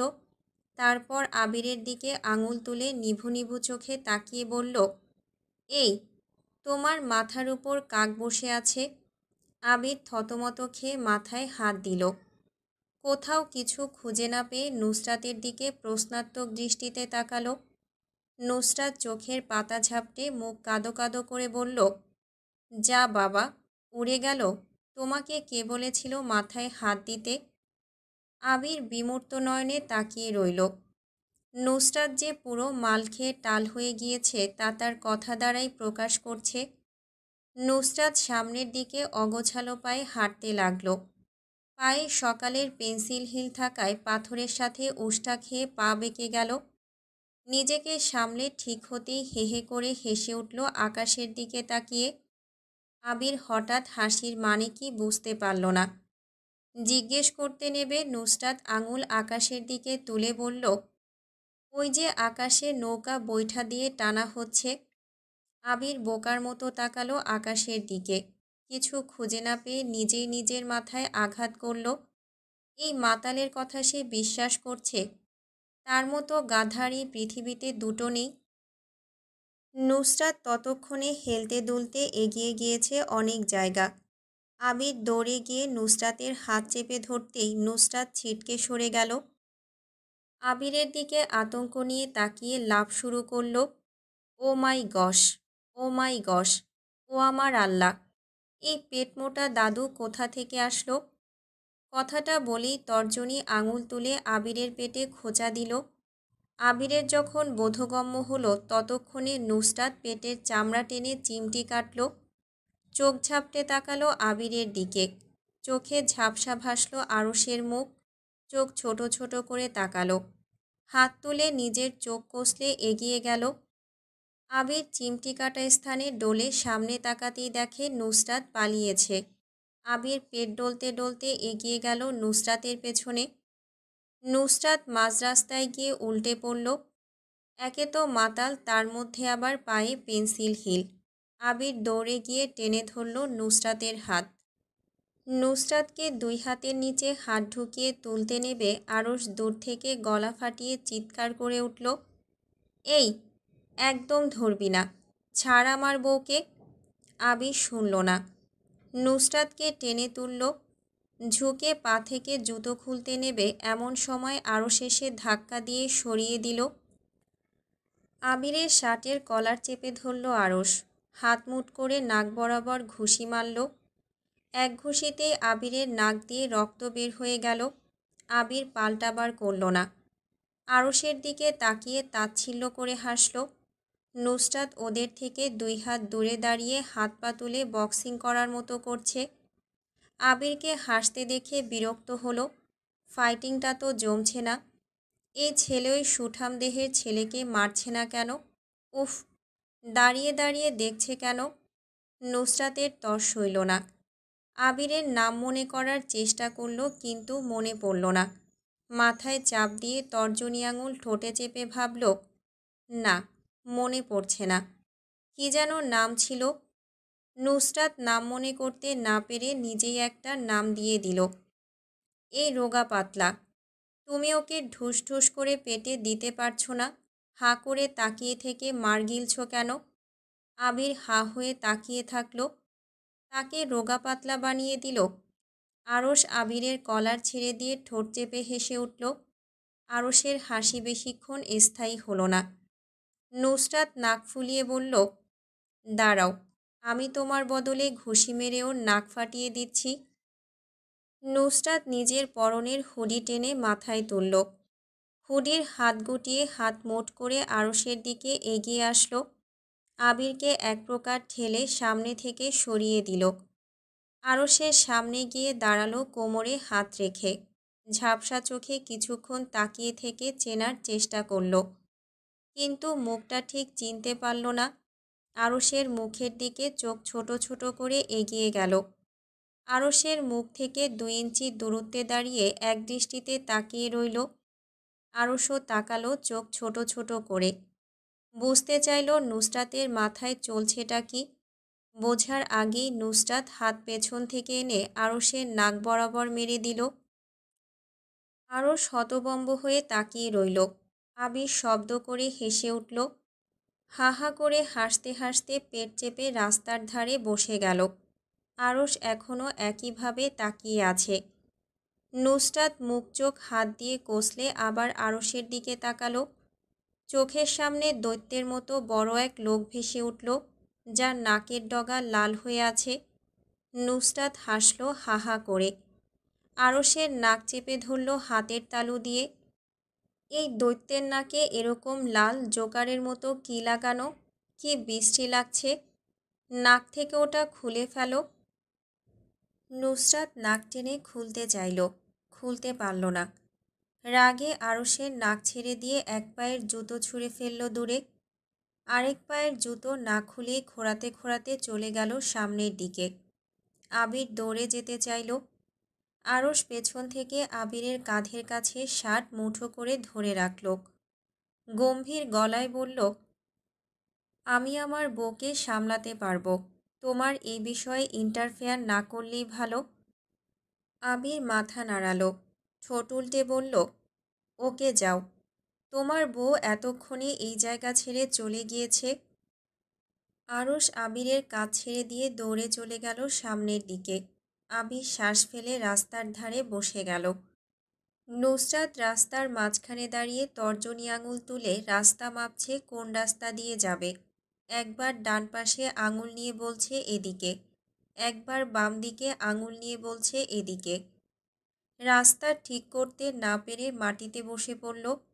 আরশ নুসরাতের পাশে এসে দাঁড়ালো। দৌড়ে আসায় হাঁপিয়ে গিয়েছে। আরশ হাঁটুতে ভর দিয়ে শ্বাস ফেলতে লাগলো। নুসরাত আবার উঠে দাঁড়ালো। এক পায়ে জুতো থাকায় খুঁড়িয়ে হাঁটছে। আরশ নুসরাতের হাত চেপে ধরল। নুসরাত ঢুলু ঢুলু হয়ে যেয়ে আবার সামনে যাওয়ার জন্য তৎপর হলো। আরশ নুসরাতের হাত চেপে ধরে নিচে বসালো। নুসরাতের পা থেকে আলগোছে পেন্সিল হিল খুলে নিয়ে রাস্তার পাশে রাখল। নুসরাত মোচড়ামুচড়ি করল হাত ছাড়িয়ে সামনে যাওয়ার জন্য। আরশ ছাড়ল না। জুতো নুসরাতের হাতে দিয়ে নুসরাতকে কাঁধে তুলে নিল। নুসরাত খুশিতে বাকবাকুম হয়ে হাহা করে হাসল। আরশের গলা চেপে ধরে দুই পা দিয়ে পেট চেপে ধরল। আরশের ঘাড়ে মাথা রেখে হিহি করে হেসে বলল, আমরা কি এখন আকাশে উড়ব? আরশ সামনের দিকে হাঁটতে হাঁটতে বলল, হ্যাঁ। তাহলে বিমান কোথায়? আসছে। বিমান এসে আকাশে এখনও ল্যান্ড করেনি। আরশ শ্বাস ফেলে বলল, না। নুসরাত কাঁদো কাঁদো গলায় বলল, বিমান না আসলে তো আমরা দুজন পড়ে যাব। আরশ নির্লিপ্ত গলায় বলল, হুম। নুসরাত ধুমধুম করে আরশের মাথার মধ্যে কপাল দিয়ে মারল। আরশ তো ব্যথা পেল না, উল্টো নিজেই ব্যথা পেল। আরশের টি শার্টের মধ্যে নুসরাত নিজের মাথা ডলতে লাগলো ব্যথা পাওয়ার জন্য। নাক টেনে কেঁদে উঠল হাউমাউ করে। আরশকে চুপচাপ হাঁটতে দেখে রাগে আরশের ঘাড়ে দাঁত বসিয়ে কামড় মারল। আরশ নড়ল না, দাঁতে দাঁত চেপে সামনের দিকে এগিয়ে গেল। নুসরাত আবার একই জায়গায় দাঁত চেপে বসল। বিড়বিড় করে বলল, কিটক্যাট, আমার কিটক্যাট। তারপর আবার ধুমধুম করে আরশের মাথায় মারল। পা দিয়ে আরেকটু শক্ত করে পেট চেপে ধরে চোখ বুজে মাথা এলিয়ে দিল আরশের ঘাড়ে। কিছুক্ষণ পর পর একবার কাঁদল, আরেকবার হাসল, আরেকবার আরশকে মাথা দিয়ে মারল। আরশ শুধু মুখ বুজে সহ্য করে এগিয়ে গেল সামনের দিকে। ঠোঁট কামড়ে নিজেকে সামলালো। এই মেয়ে তাকে উস্কানি দিচ্ছে। যেদিন ধরবে সেদিন ছাড়বে না সে। সুদে আসলে সব নিয়ে নেবে সে, সব। পরের দিন সকালবেলা নুসরাত ঘুম থেকে উঠে ঘুমে ঢুলু ঢুলু হয়ে রুম থেকে বের হলো। চোখে সাদা রঙের অংশ লাল হয়ে আছে। খিদের জন্য পেট চুচু করছে। পেটে হাত বুলালো। গায়ে নাক স্পর্শ করতেই ঘামের গন্ধে পেট ঠেলে বমি আসলো। নুসরাত নাক মুখ উল্টে আবার রুমের ভেতর আসলো। নিজের শরীরের গন্ধে মনে হলো নিজেরই বমি চলে আসবে। চোখ মুখ উল্টে ওয়াশরুমে ঢুকলো। ওয়াশরুম থেকে বের হলো একদম গোসল নিয়ে, পরনে বাথরোব। বাথরোবের উপর থেকে নাক টেনে শ্বাস নিল। হ্যাঁ, এবার ঠিক আছে। কাপড় পরে প্যান্টের বেল্ট লাগাবে এমন সময় নুসরাতের মোবাইলে কল আসলো। নুসরাত অলস চোখে তাকালো ফোনের দিকে। আরাম করে হেঁটে এগিয়ে গেল বিছানার দিকে। ফোন হাতে নিয়ে কিছুক্ষণ তাকিয়ে রইল। ফোন কাটার শেষ মুহূর্তে ফোন কানে চেপে হ্যালো বলল। ওপাশ থেকে তাড়া দিয়ে বললেন নাজমিন বেগম, তাড়াতাড়ি আয়, নাস্তা করবি। নুসরাত আচ্ছা বলে ফোন রাখল। বারান্দার দিকে তাকাতেই চোখ ছানা বড়া হয়ে গেল। দরজার সামনে টানা পর্দার মধ্যে আরশের বাহিরে দাঁড়িয়ে থাকার অব্যয় দেখা যাচ্ছে। নুসরাত পর্দা সরাতেই দেখল তার দিকে পিঠ দিয়ে দাঁড়িয়ে আছে। পকেটে অগোছালো ভঙ্গিতে কিছু খুঁজে চলেছে। হাত থরথর করে কাঁপছে। পকেট হাতড়ে চুইংগাম বের করে তাড়াতাড়ি প্যাকেট খুলে মুখে ঢুকালো। ঠোঁট চেপে সামনের দিকে তাকিয়ে কপাল চেপে ধরল। নুসরাত আরশের এমন অস্বাভাবিক আচরণের মানে খুঁজে পেল না। পর্দার বাহিরের দিকে মাথা দিয়ে বলল, এমন অস্বাভাবিক আচরণ করার মানে কি? আরশ কেঁপে উঠল। নুসরাতের দিকে চোখ তুলে চাইল না। অগোছালো চোখে আশেপাশে তাকিয়ে বলল, কিছু না। নুসরাত কপালে ভাঁজ ফেলল। আরশকে টেনে নিজের দিকে ফিরিয়ে নিল। আরশ নুসরাতের দিকে না তাকিয়ে সামনের দিকে চোখ রাখল। নুসরাত দুই হাতের মধ্যে আরশের মুখ চেপে ধরল। আরশের চাপে পুরুষালী গাল আর ঠোঁট ফুলে উঠল। আরশ তাকালো না সামনের দিকে, চোখ স্থির রাখল সামনের জনমানবহীন জায়গার দিকে। কি হয়েছে? পর্দার আড়ালে এখানে দাঁড়িয়ে কি করছিলেন? আরশ ঢোক গিলে বলল, কিছুই করছিলাম না। কিছু তো করেছেন, না হলে এমন অস্বাভাবিক আচরণের মানে কি? নুসরাত ভ্রু কুঁচকাল। তারপর সেকেন্ডে ঠোঁট বাঁকিয়ে হেসে উঠল। মাথা নাড়িয়ে বলল, ও বুঝেছি, আপনি এখানে দাঁড়িয়ে আমাকে স্টক করছিলেন। আরশ গম্ভীর গলায় বলল, তেমন কিছুই করিনি। নুসরাত চোখ ছোট ছোট করে হাসল। আরশের কাঁধে থাপ্পড় মেরে বলল, আপনি আমাকে গাধা পেয়েছেন? এখানে দাঁড়িয়ে যে আমার কাপড় চেঞ্জ করা দেখছিলেন তা কি আমি জানি না মনে করেছেন? আমাকে কানা পেয়েছেন? আরশ নুসরাতের কথার উত্তর দিল না। নিজের অস্থিরতা লুকিয়ে রুমের ভেতর আসলো। নুসরাত বকবক করতে করতে আরশের পেছন পেছন আসলো। আরশ নুসরাতের কোনো কথার উত্তর দিল না। পকেটে হাত ঢুকিয়ে এগিয়ে গেল। ছ্যা, আমি একজন পারভার্টের সাথে সংসার করছি, যে বইয়ের কাপড় চেঞ্জ করা লুকিয়ে দেখে। লজ্জায় আমার মাথা কাটা যাচ্ছে। দেখতে চাইলে সরাসরি দেখবেন। এভাবে লুকিয়ে দেখে নিজেকে চোর প্রমাণ করার মানে আছে কোনো? ভালো মানুষ হয়ে যান, এখনও সময় আছে। আরশ কথা না বলে পা চালিয়ে এগিয়ে গেল ডাইনিং হলের দিকে। নুসরাত আবোল তাবোল বকতে বকতে যেতে লাগলো আরশের পেছন পেছন। নুসরাতের এসব লিমিটলেস কথা শুনে আরশের লজ্জায় গাল লাল হয়ে গেল। আজ 2 টেবিল একসাথে করে ফ্যামিলির সবাই একসাথে বসেছে। আরশ খাবার খাওয়ার মাঝখানে হেলাল সাহেবের দৃষ্টি আকর্ষণ করল। পাপা, আগামীকাল আমার একটা বিজনেস মিটিং আছে। হেলাল সাহেব খেতে খেতে বললেন, ক্যান্সেল করে দাও। ক্যান্সেল করা সম্ভব না, ডেট পিছনে নাও। আগামীকাল করাই জরুরি, তাই আজই আমি রওনা দিয়ে দেব সিলেটের উদ্দেশ্যে। ক্যান্সেল করে দাও। এটা করলে বিজনেসে লস হবে। হলে হোক, ক্যান্সেল করে দাও। করা সম্ভব না।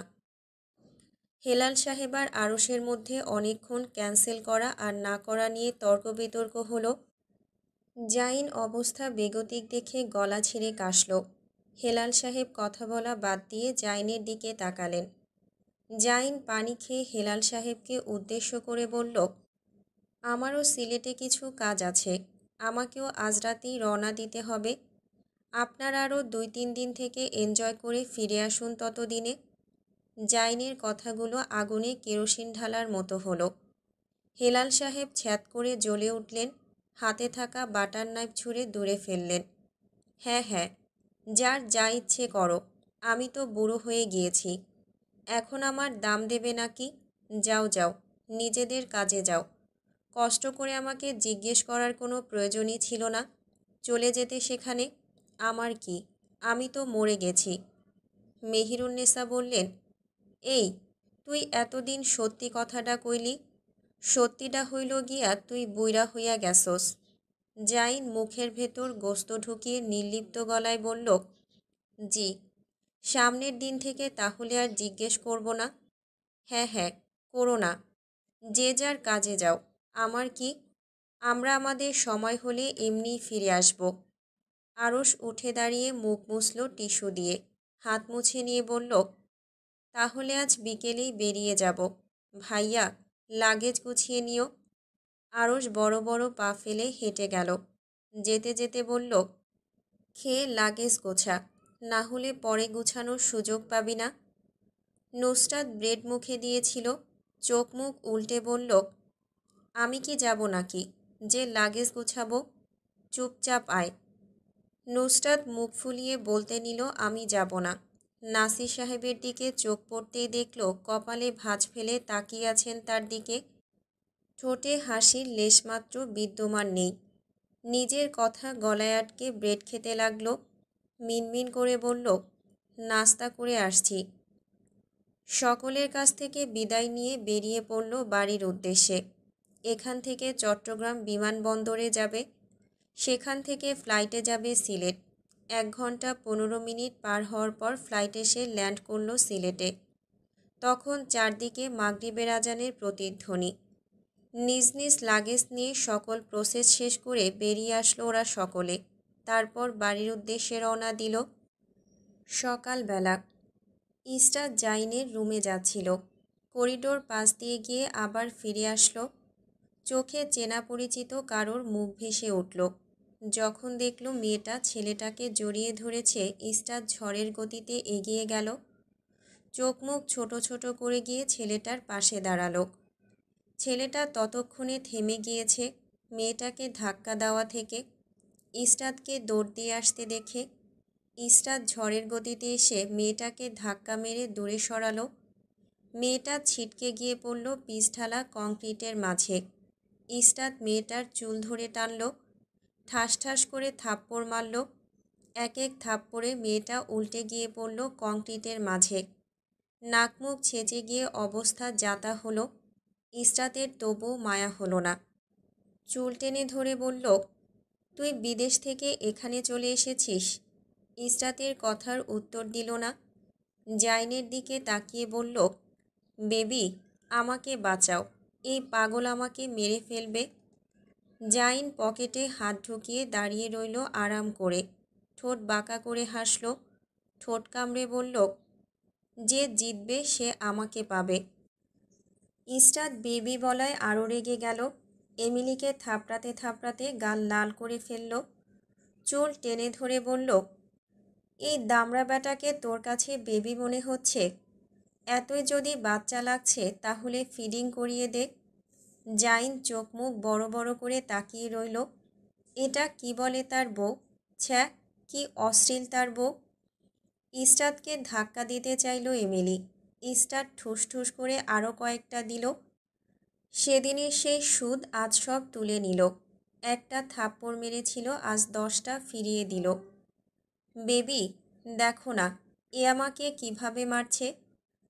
ইসরাত গাল চেপে ধরে বলল, এই, একদম আমার জামাইয়ের দিকে নজর দিবি না। চোখ তুলে কাবাডি খেলবো। চোখ নামা। আর বেবিকে, তুই ওর মা লাগিস যে বেবি লাগিয়ে রেখেছিস। এমিলিকে চোখ নামাতে না দেখে ইসরাত চোখে থাপ্পড় মেরে বসল। জাইনের থেকে চোখ ফিরিয়ে ইসরাতের চুল চেপে ধরল এমিলি। ইসরাতও টেনে ধরল। জাইন আতঙ্কিত চোখে তাকিয়ে দৌড়ে গিয়ে এমিলির হাত ছাড়িয়ে নিল ইসরাতের চুল থেকে।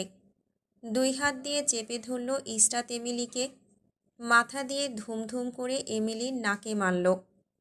এই, আমার বউকে মারবে না বলছি, না হলে আমার ভবিষ্যৎ প্রজন্ম কিভাবে আসবে। ইসরাত হাঁপিয়ে গিয়ে উঠে গেল। শ্বাস নিতে যাবে, আবার দেখল এমিলি গিয়ে জাইনকে জড়িয়ে ধরেছে। জাইন, আমি আর তুমি মিলে সুন্দর একটা সংসার সাজাবো। ওই পিশাচকে তুমি ডিভোর্স দিয়ে দাও, আমরা ফ্রান্সে সেটেল হয়ে যাব। আমার সব সম্পত্তি তোমার নামে করে দেব। ইসরাত হাঁ করে তাকিয়ে রইল। জাইন ধাক্কা দিয়ে এমিলিকে নিজের থেকে সরালো, সাথে একটা থাপ্পড়ও মারল। থাপ্পড় খেয়ে উল্টে গিয়ে পড়ল দূরে। নাক মুখ দিয়ে রক্ত বের হলো এমিলির। নুসরাত ঘুমেছিল। এত হইচই শুনে সবার শেষে এসে হাজির হলো বাগানে। সৌন্দর্য বর্ধনের জন্য রাখা পাথর ইসরাত হাতে তুলে নিল। নুসরাত কোনো কিছু জিজ্ঞেস করার প্রয়োজন বোধ করল না। ফ্যাকাশে কালার একটা মেয়েকে রক্তাক্ত দেখে মেয়েটার দিকে এগিয়ে গেল। ইসরাতকে পাথর নিয়ে আসতে দেখে রক্তাক্ত মেয়েটাকে গিয়ে পেছন থেকে চেপে ধরল। ইসরাত পাথরটা নিয়ে আসলো এমিলির মাথা ফাটানোর জন্য। নুসরাত পেছন থেকে চেপে ধরতেই এমিলি আতঙ্ক নিয়ে তাকালো। ইসরাত পাথর এমিলির দিকে ছুঁড়ে মারার আগে জাইন ইসরাতের দুই হাত চেপে ধরে কাঁধে তুলে নিল। ইসরাত ছটফট করল পাথর মারার জন্য। জাইন ছাড়ল না। মাথা ফাটিয়ে দিলে আরও সমস্যা বাড়বে। ভেতরে যেতে যেতে বলল, আরশ, এটাকে হ্যান্ডেল কর। ইসরাত তবুও পাথরটা ছুঁড়ে মারল। একটু দূরে গিয়ে পড়ল পাথরটা। আরশ মাথা নাড়ালো জাইনের কথায়। এমিলি চোখ মুখ কুঁচকে বলল, হেল্প এনিওয়ান, হেল্প মি। এই পাগল মেয়েটা আমাকে মেরে ফেলতে চাচ্ছে। বাঁচাও, বাঁচাও আমাকে। নুসরাত মাথায় গাঁটটা মারল এমিলির। চোখে মুখে বিরক্তির রেশ এনে বলল, বাঁচাও কি, বাঁচাও বলো। আরশ হতবম্ব। এটা এত সিরিয়াস মোমেন্টে দাঁড়িয়ে স্পেলিং শেখাচ্ছে। আরশ মাথায় হাত দিয়ে দীর্ঘশ্বাস ফেলল। নুসরাত সুযোগ পেয়ে এমিলিকে ধুমধাম করে মারল।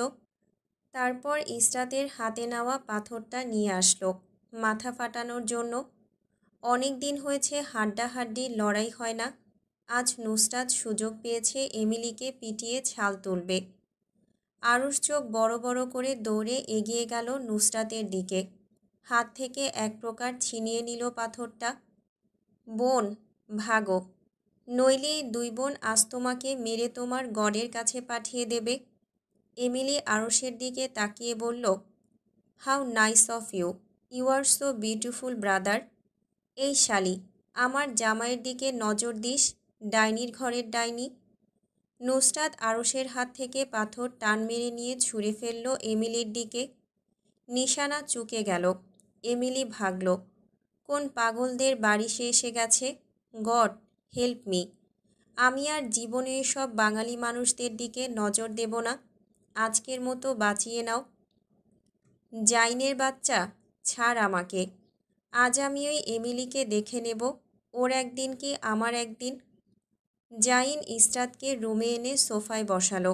ইসরাত ছোটাছুটির চেষ্টা করল। জাইন হাত দিয়ে চেপে ধরল ইসরাতের দুই হাত। ইসরাত, তুমি এইরকম বিহেভ করছো কেন? ইসরাত রাগে হিতাহিত জ্ঞানশূন্য হয়ে বলল, এই, তুই আমার কাছ থেকে কীরকম বিহেভিয়ার আশা করছিস? আমার সামনে আমার হাজবেন্ডকে জড়িয়ে ধরবে, চুমু খাবে, আর আমি দাঁড়িয়ে দাঁড়িয়ে তামাশা দেখব? জাইন বলল, চুমু খাইনি তো। ইসরাত হাত ছাড়িয়ে নিয়ে জাইনের কলার টেনে ধরে নিজের দিকে নিয়ে আসলো। তুই চাচ্ছিস ও তোকে চুমু খাবে? Listen mister Zain, it's your mistake. You made me fall in love with you, so just shut up and handle me. Israt আরও কিছু বলতে নিতে মুখ খুলল। জাইন ইসরাতের ওষ্ঠদ্বয় নিজের ওষ্ঠ দ্বারা চেপে ধরল।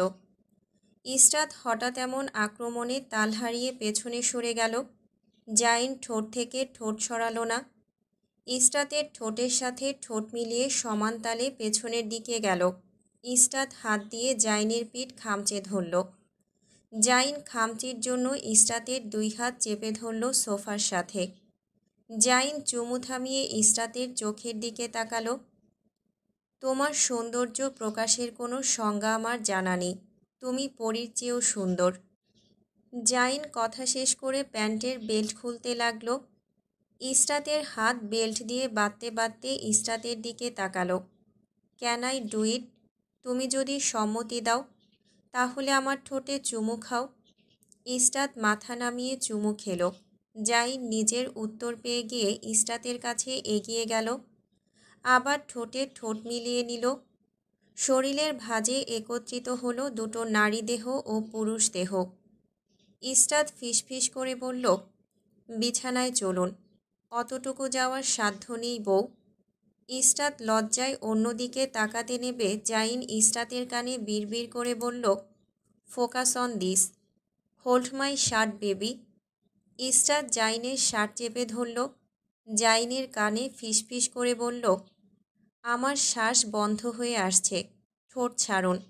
জাইন ঠোঁট ছাড়ল না, আরও শক্ত করে চেপে ধরল আঙুলের সাহায্যে। কিছুক্ষণ পর জাইনের চাপা গোঙানির স্বর আসলো ইসরাতের কানে। জাইন ফিসফিস করে বলল, you are about to end today. Israt রাগান্বিত গলায় বলল, ফাক ইউ। জাইন ফিসফিস করে বলল, এটা তুমি বলছো কেন? এটা আমি বলবো, শাট আপ। জাইন হেসে উঠল। ইসরাত জাইনের পিঠে মারতে চাইল, কিন্তু হাত বাঁধা থাকার জন্য মারতে পারল না। 1 মাস পরের কথা। প্রকৃতিতে আজ স্নিগ্ধ বাতাস বইছে। চারদিকে মাতাল করা পরিবেশ। সবাই রমজানের বাজার করতে ব্যস্ত। আজ রাতে সেহরি করার পর আগামীকাল থেকে রোজা। রোজা উপলক্ষে সৈয়দ বাড়িতে এক প্রকার হৈহুল্লোড় শুরু হয়েছে। পরিবারের 4 কর্তা মিলে বাজারে গিয়েছেন বাজার করতে। তাদের সাথে যোগ দিয়েছে ইরহাম, জায়ান, জাইন আর আরশ। দলবল বেঁধে সৈয়দ বাড়ির সবাই বাজারে হাজির। প্রথমবারের মতো হেলাল সাহেবের 3 ছেলে বাজারে এসে স্তব্ধ। জাইন কিছুক্ষণ আশপাশে তাকিয়ে দেখল বাজারের অবস্থা খুবই খারাপ। জায়গায় জায়গায় রাস্তা গর্ত হয়ে পানি জমে আছে। মাছের বাজার সামনে হওয়ায় মাছের আষ্টে গন্ধ এসে নাকে লাগছে, আর এই গন্ধে পেট গলিয়ে বমি চলে আসছে। জায়গায় জায়গায় ময়লার স্তূপ। আনহাইজিনিক পরিবেশ দেখে জাইন ভেতরে যেতে চাইল না। সোহেদ জাইনের দিকে তাকিয়ে বললেন, জাইন, দাঁড়িয়ে আছো কেন? জাইন হাত বুকের কাছে আড়াআড়ি ভাঁজ করে বলল, আপনারা চাইলে শপে যেতে পারতেন, লোকাল বাজারে কেন? চলুন গ্রোসারি শপে চলে যাই, ওখানের পরিবেশ ভালো। জাইনের কথায় হেলাল সাহেব তীর্যক নয়নে তাকালেন। গলার স্বর উঁচু করে বললেন, এটা ফ্রান্স নয় যে গ্রোসারি শপে ফ্রেশ জিনিস পাবে। এটা বাংলাদেশ। এখানে লোকাল বাজার থেকে ফ্রেশ খাবার দেখে নিতে হয়। আরশ গম্ভীর গলায় ছোট্ট উত্তর করল, আমার জানা মতে বাংলাদেশের সব খাবারই ফরমালিন ব্যবহার করা হয়। জায়ান আরশের কথা নিজের কথা দিয়ে জোড়াতালি দিয়ে পুরো কথা পূর্ণ করল। মাছ, সবজি, মুরগি, গরুর গোশত সব কিছুতেই তো ফরমালিন ব্যবহার করা হয়। তাহলে এখানে আপনি কিভাবে ফরমালিন মুক্ত খাবার পাবেন? হেলাল সাহেব রাগান্বিত গলায় বললেন, তাহলে তোমরা 3 ভাই মিলে একটা ফার্ম দিয়ে দাও, যেখানে ফরমালিন মুক্ত গোশত পাওয়া যাবে, সাথে মাছ চাষ করে ফেলো। হেলাল সাহেবের বিদ্রূপমূলক কথা শুনে 3 ভাই চোয়াল ঝুলিয়ে দাঁড়িয়ে রইল। সোহেব হেলাল সাহেবকে বোঝানোর স্বরে বললেন, ভাই, পাবলিক প্লেসে একটু ধীরে কথা বলুন। হেলাল সাহেব চোখ রাঙানি দিলেন সোহেবকে। হেলাল সাহেবের চোখ রাঙানি খেয়ে সোহেব আর কোনো কথা বললেন না। বড় বড় পা ফেলে এগিয়ে গেলেন সবজি বাজারের দিকে। নুসরাত আর ইসরাত মিলে লোকাল বাজারে এসেছিল কিছু কাপড় কেনার জন্য। ইসরাত নুসরাতের হাত ধরে হাঁটছে। এমন হাঁটা দেয় 1 সেকেন্ডের ভেতর দৃষ্টিসীমানার বাহিরে চলে যায় এই মেয়ে। ইসরাতকে নাক ফুলিয়ে হাঁটতে দেখে নুসরাত ততটা পাত্তা দিল না। ধীরে হাঁট, আমার পা ব্যথা করছে।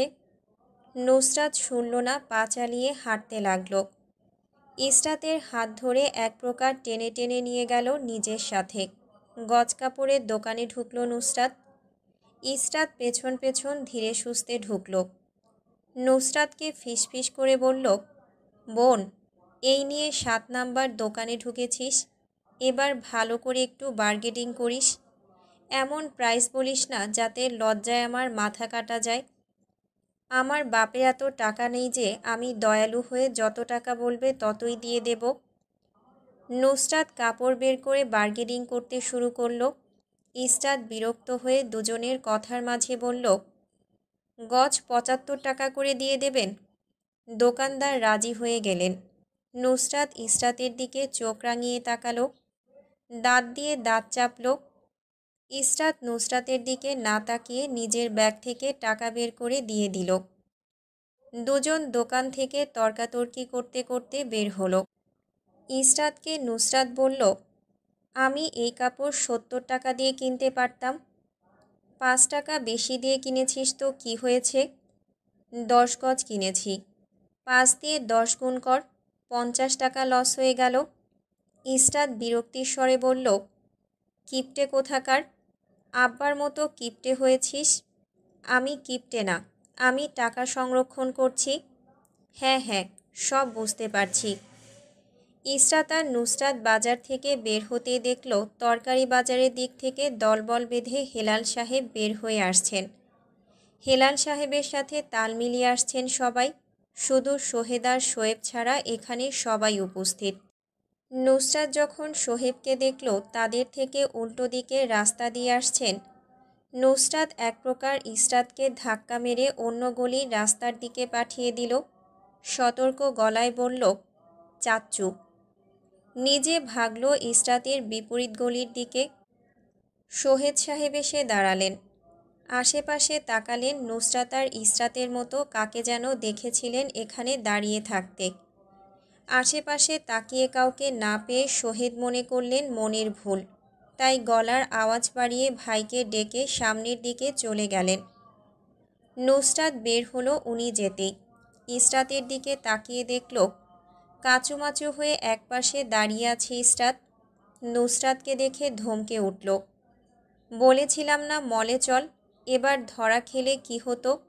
আব্বু দেখলে তো এখানেই থাপড়ে লাল করে ফেলতো। নুসরাত কথা বলল না। কপালে ভাঁজ ফেলে বড় বড় পা ফেলে এগিয়ে গেল। নুসরাতের হাতে হঠাৎ টান পড়তেই নুসরাত চোখ ছোট ছোট করে পেছনে তাকালো। ইসরাত অসহায় চোখে তাকিয়ে বলল, বাড়িতে চলে যাই, আব্বু দেখলে মার খাবো। নুসরাত কিছুক্ষণ তাকিয়ে থাকলো শান্ত চোখে। আয়, আমি আছি না, সামলে নেব, কিচ্ছু হবে না। কিছু হলে দায়ভার আমার, আমার সাথে এসেছি, যা হবে তার দায়ভার আমিই নেব, ওকে? ইসরাত তবুও নড়তে চাইল না। নুসরাত ইসরাতের হাত টেনে নিয়ে গেল। গলি থেকে বের হতেই সোহেবের মুখোমুখি হলো। সোহেব আর তারা বিপরীত রাস্তায়, ওদের মধ্যে শুধু রাস্তার ডিস্ট্যান্স। সোহেব রাস্তার ধারে দাঁড়িয়ে কমলা কিনছেন। নুসরাত ইসরাতকে নিয়ে টেনে দোকানের ভেতর দিয়ে ঢুকে মেন বাজারে বের হলো। হেঁটে হেঁটে যেতেই দেখল নাসির সাহেব কোমরে হাত দিয়ে দাঁড়িয়ে কারো সাথে কথা বলছেন। নুসরাত উল্টো পথ ধরতেই গিয়ে সামনাসামনি হলো জাইন, ইরহাম আর আরশের। দুজনের হাতে বাজারের ব্যাগ, ঘেমে নিয়ে কাপড় জবজবে হয়ে গিয়েছে। চোখে মুখে ক্লান্তির ছাপ ভেসে উঠছে। নুসরাতের মুখ দিয়ে বেরিয়ে এলো অস্বাভাবিক বিরক্তিকর স্বর। জাইনের সাথে ইসরাতের চোখাচোখি হতেই জাইন ভ্রু চালক। ইসরাত মাথা নাড়িয়ে কিছু না বলে মাথা নাড়ল। নুসরাত বুকে আড়াআড়ি হাত বেঁধে দীর্ঘশ্বাস ফেলল। পুরো বাড়ি শুদ্ধ মানুষ নিয়ে এসেছে বাজারে, সব দিকে ছড়িয়ে ছিটিয়ে বাজার করছে। একেবারে হয়ে গেল রোজার বাজার। তার সাথে নুসরাতেরও বার্তা, কি ভাগ্য, দুইজনের কাছ থেকে বেঁচে এসে এদের কাছেই ধরা খেতে হলো। আরশ চোখ ছোট ছোট করে তাকিয়ে থাকল। নুসরাত বোরকার সাথে হিজাব পরেছে। হিজাব পরার কারণে শ্যামলা মুখটা আলগোছে বের হয়ে আছে হিজাবের উপর। মুখে প্রসাধনী ছোঁয়া নেই। বাজারে হাঁটার জন্য মুখ লাল হয়ে গিয়েছে। আরশ পর্যবেক্ষণ করা শেষে তাকিয়ে রইল গম্ভীর চোখে। জাইন বড় বড় পা ফেলে এগিয়ে গেল। ইসরাতের শোনার মতো করে বলল, আমার পারমিশন না নিয়ে এসেছ, বাড়ি আসো, পানিশমেন্ট পাবে। আরশও মুখ গম্ভীর করে পা বাড়ালো সামনের দিকে। নুসরাতের পাশ ঘেঁষে যাওয়ার সময় বলল, বাড়ি আয়, তোর ব্যবস্থা নিচ্ছি। কাকে জিজ্ঞেস করে তুই লোকাল বাজারে এসেছিস? নুসরাতের কোনো নড়চড় নেই। দেখে মনে হলো জড়বস্তু হয়ে গিয়েছে। ইসরাত নুসরাতকে টেনে নিয়ে গেল। আর কাপড় কেনার দরকার নেই, বাড়িতে চল। নুসরাত বাড়িতে পৌঁছানোর পর দেখল বাড়ির পরিবেশ থমথমে। সবাই ড্রয়িং রুমে পায়ের উপর পা তুলে গম্ভীর মুখ করে বসে আছে। ইসরাত ভয়ে ভয়ে ঢোক গিলল, নুসরাতের দিকে অসহায় চোখে তাকালো। ইসরাতের বুকের ভেতর ধড়াস ধড়াস করছে। নুসরাত ইসরাতের তাকানোর মানে বুঝতে পারল। নিজের মনের ভয় লুকিয়ে ভেতরে প্রবেশ করল। কারোর দিকে তাকানোর প্রয়োজন না মনে করে বড় বড় পা ফেলে সিঁড়ির দিকে যেতে লাগল। যেতে পারল কোথায়? নাসির সাহেব নুসরাতকে পেছন থেকে রাগী গলায় ডেকে উঠলেন। নুসরাত নাসির সাহেবের দিকে ফিরতে ফিরতে ইসরাতের উদ্দেশ্যে গলা নামিয়ে বলল, তুই যা, আমি সামলে নেব। ইসরাত গেল না, ঠাই হয়ে দাঁড়িয়ে রইল। ইসরাত নুসরাতের কিছুটা সামনে হওয়ায় নুসরাত টেনে ইসরাতকে নিজের পেছনে নিয়ে গেল। নুসরাত নাসির সাহেবের দিকে চোখ তুলে তাকালো। কোথায় গিয়েছিলে ইসরাত? ইসরাত ঠোঁট কামড়ে দাঁড়িয়ে রইল। নুসরাত সোজা হয়ে দাঁড়িয়ে ইসরাতকে নিজের পেছনে দাঁড় করিয়ে ঢাকতে চাইল। আব্বা, যা জিজ্ঞেস করার আমাকে জিজ্ঞেস করুন। নাসির সাহেব শানিত চোখে তাকালেন নুসরাতের দিকে। আমি তো তোমার সাথে কথা বলছি না, যাকে জিজ্ঞেস করছি সেই উত্তর দেবে। নুসরাত তর্ক করে বলল, ওকে কেন জিজ্ঞেস করবেন? আমি ওকে নিয়ে গিয়েছি, তাই আমার কাছে আপনি আপনার প্রশ্নের উত্তর পাবেন এবং আমাকেই জিজ্ঞেস করবেন। তর্ক করছো আমার সাথে? নুসরাতের শীতল গলা। যা আপনি ভাববেন তাই। দরজার আড়ালে দাঁড়িয়ে কথা শুনছিলেন বাড়ির কর্ত্রীরা।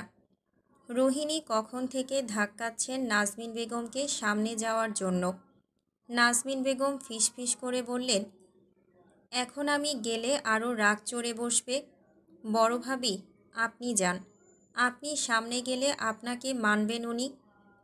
লিপি বেগম এগিয়ে আসলেন বাহিরে, চুপচাপ একপাশে এসে দাঁড়ালেন। নাসির সাহেব নুসরাতের দিকে তাকিয়ে কপালে ভাঁজ ফেললেন। এক পা এগিয়ে গিয়ে চিৎকার করে বললেন, আমার হাতের থাপ্পড় অনেক দিন গালে পড়েনি, তাই তো এত বেয়াদব হয়েছ। থাপড়ে গাল ফাটিয়ে দেব। কে তোমাকে বলেছে লোকাল বাজারে যাওয়ার জন্য? তোমার মা? নুসরাতের গলার আওয়াজ নাসির সাহেবের থেকে আরও উঁচু হলো। সবাই চুপচাপ বসে বাপ মেয়ের তর্ক দেখছেন। আম্মাকে টানবেন না আমাদের মাঝে। আমার প্রয়োজন ছিল তাই আমি গিয়েছি। নাসির সাহেব দুই হাত বুকে আড়াআড়ি বেঁধে ব্যঙ্গাত্মক গলায় বললেন, তোমার কি প্রয়োজন ছিল বলো শুনি। নুসরাত মুখ বন্ধ করে দাঁড়িয়ে রইল। নাসির সাহেব একই প্রশ্ন দুইবার জিজ্ঞেস করলেন, কিন্তু নুসরাত স্থির। সে উত্তর দেওয়ার প্রয়োজন বোধ করল না। আমি শেষবারের মতো তোমাকে জিজ্ঞেস করছি, তোমার কি প্রয়োজন ছিল? উত্তর দেবে নাকি অন্য ব্যবস্থা নেব? আপনাকে বলতে বাধ্য নই। কথা শেষ হওয়ার আগেই গালে থাপ্পড় পড়ল পুরো ড্রয়িং রুম কাঁপিয়ে।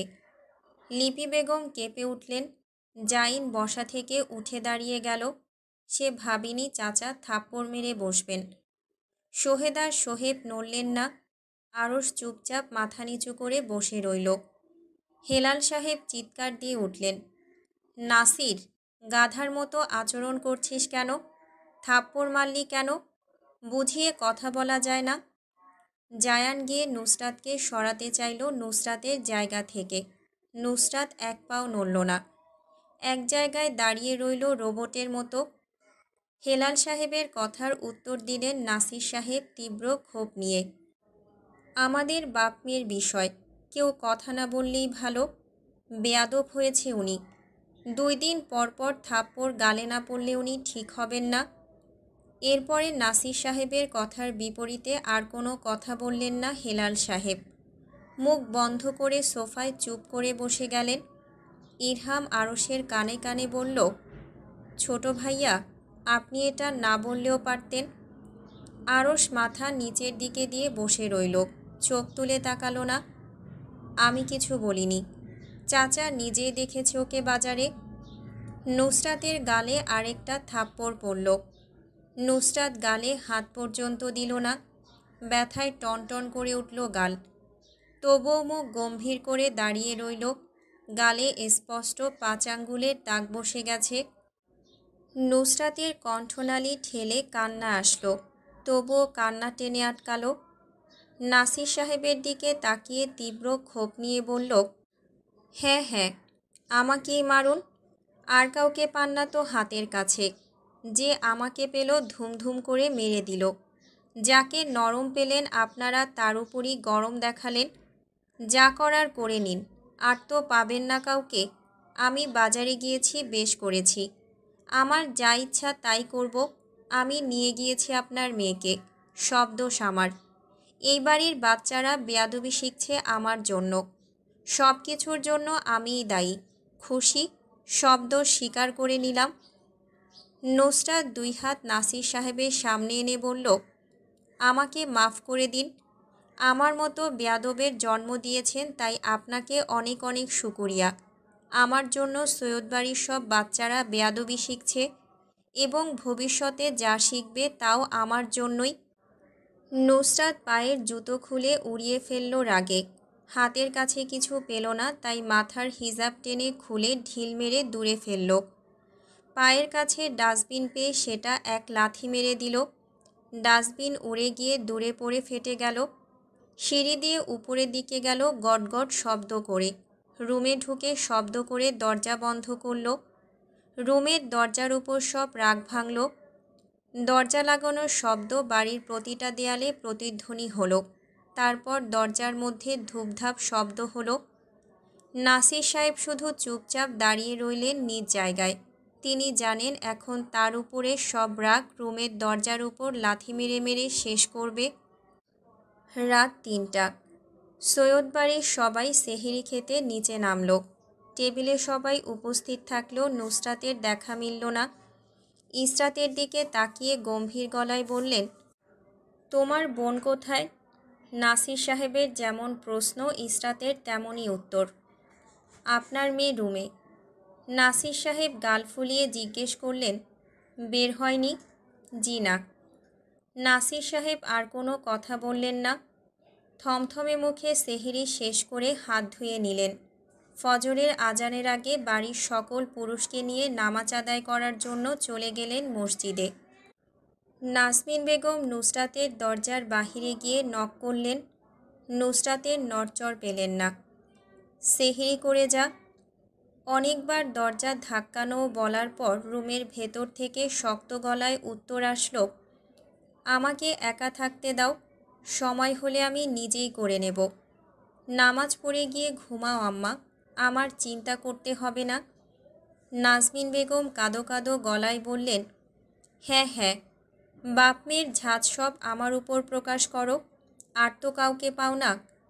নুসরাত ক্লান্ত স্বরে বলল, আম্মা, আমি হাঁপিয়ে উঠেছি, তুমি যাও, আগামীকাল কথা বলবো।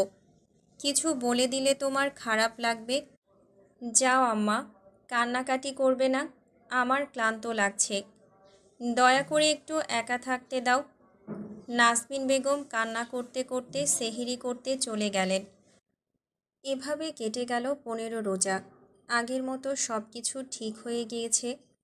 নিজ ধারায় সময় চলছে, তার সাথে তাল মিলিয়ে চলছে মানুষজন। বিকেল 4টা। নাজমিন বেগম নুসরাতকে হাঁক ছাড়লেন, নুসরাত নিচে এসে কিছু খেয়ে যা, বাড়িতে কেউ নেই, পরে কেউ চলে আসবে। নুসরাত আসলো না। আরশের রুমে বসে চিপস খেতে খেতে বলল, আম্মা, ক্ষুধা বন্ধ হয়ে গেছে, আগের মতো খাবার খাওয়ার রুচি নেই। নাজমিন বেগম আর ডাকলেন না, চিৎকার দিয়ে বললেন, তোর যা ইচ্ছা তাই কর, পরে বলিস না খিদে লেগেছে। আরশ বাড়িতে আসলো বিকেল 5টার সময়। রমজান মাস আসার পর থেকে আরশের রুটিন হয়ে গিয়েছে এই টাইমে বাড়িতে আসা।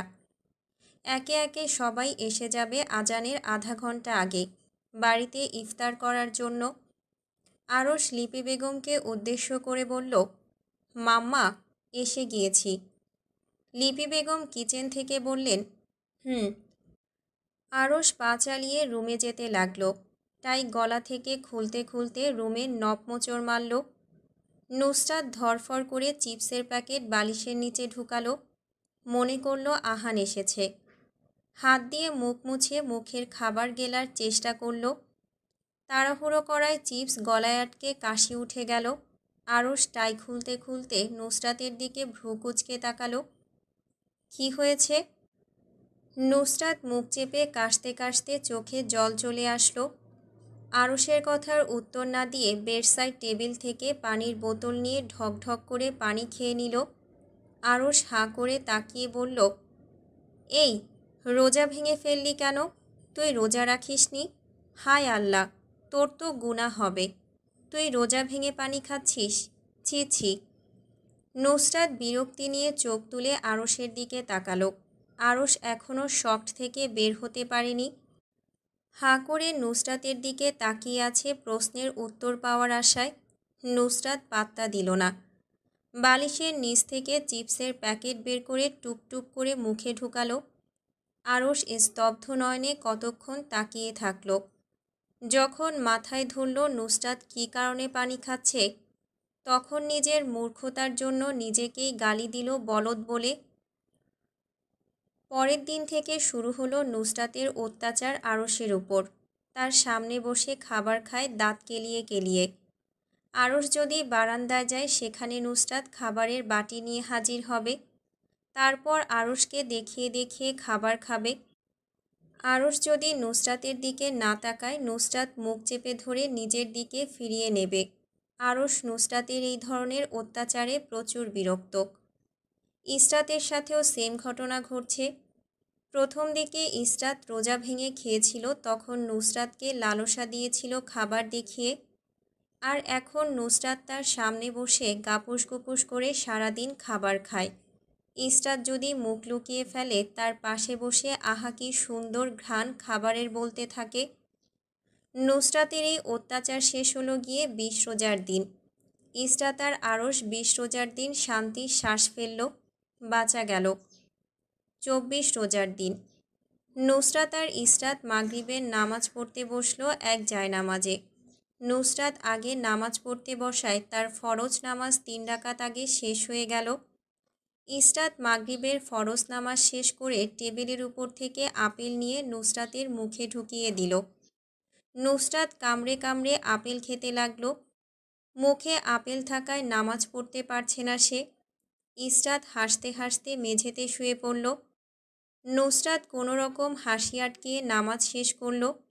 ইসরাত যখন নামাজ পড়তে নেবে, নুসরাত আপেলের টুকরো ইসরাতের নাকের ডগায়, ঠোঁটে, মুখে জোর করে ঢুকিয়ে দিল। নামাজের মধ্যে ইসরাত অট্টহাসি দিয়ে উঠল। তারপর আবারও অজু করে এসে দুজন প্রথম থেকে নামাজ পড়ে শেষ করল। নামাজ শেষে দুজনের মধ্যে মারামারি লেগে গেল। এক পর্যায়ে সেটা চুলোচুলিতে গড়ালো। ঈদের দিন সকাল সকাল ইসরাত ঘুম থেকে উঠে গোসল করল।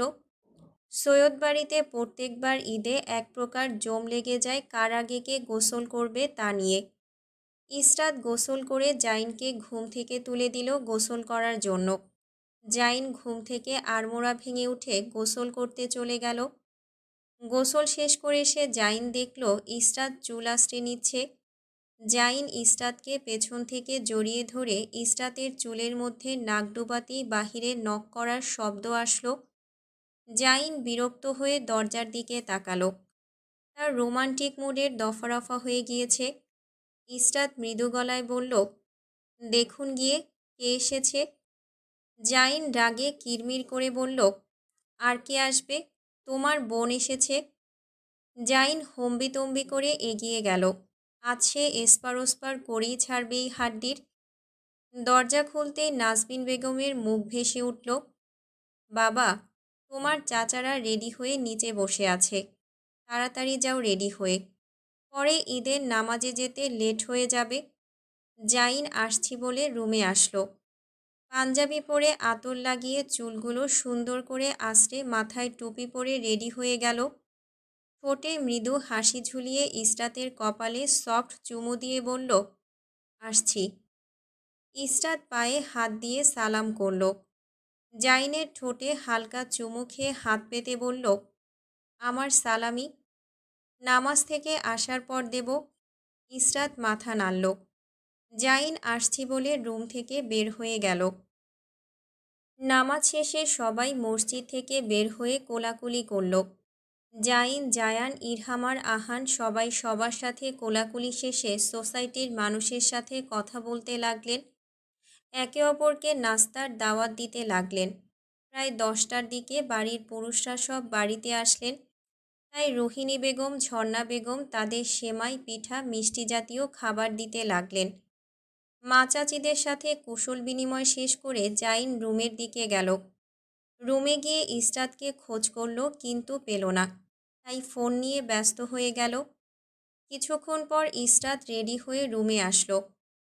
আসসালামু আলাইকুম। জাইন উপরের দিকে তাকালো। তাকিয়ে মুচকি হেসে বলল, ওয়ালাইকুম আসসালাম ওয়াইফি। সালামের উত্তর দিয়ে বিছানা থেকে উঠে দাঁড়ালো জাইন। ইসরাতকে হালকা হাতে জড়িয়ে ধরে কপালে চুমু খেল। You are looking so pretty. Israt হালকা করে হাসল। আপনাকে অনেক হ্যান্ডসাম লাগছে। সালামি দিন এবার। এমন সময় রুমে আহানার আরিশা আসলো। গলার আওয়াজ বাড়িয়ে চিৎকার করে বলল, ভাইয়া। জাইন আর ইসরাত নিজেদের মধ্যে দূরত্ব বাড়িয়ে নিল। জাইন গম্ভীর গলায় বলল, ভেতরে আসো। আসসালামু আলাইকুম ভাইয়ান, ছোট আপু। হালকা হেসে জাইন আর ইসরাত সালামের উত্তর নিল। ভাইয়া, আমাদের সালামি দাও। জাইন কোনো কথা না বাড়িয়ে 1000 টাকার বান্ডিল বের করে আরিশার আহানকে দিল। ইসরাত আরিশার আহানের হাত থেকে টাকাগুলো নিজের হাতে নিয়ে নিল। এগুলো আমার চাই।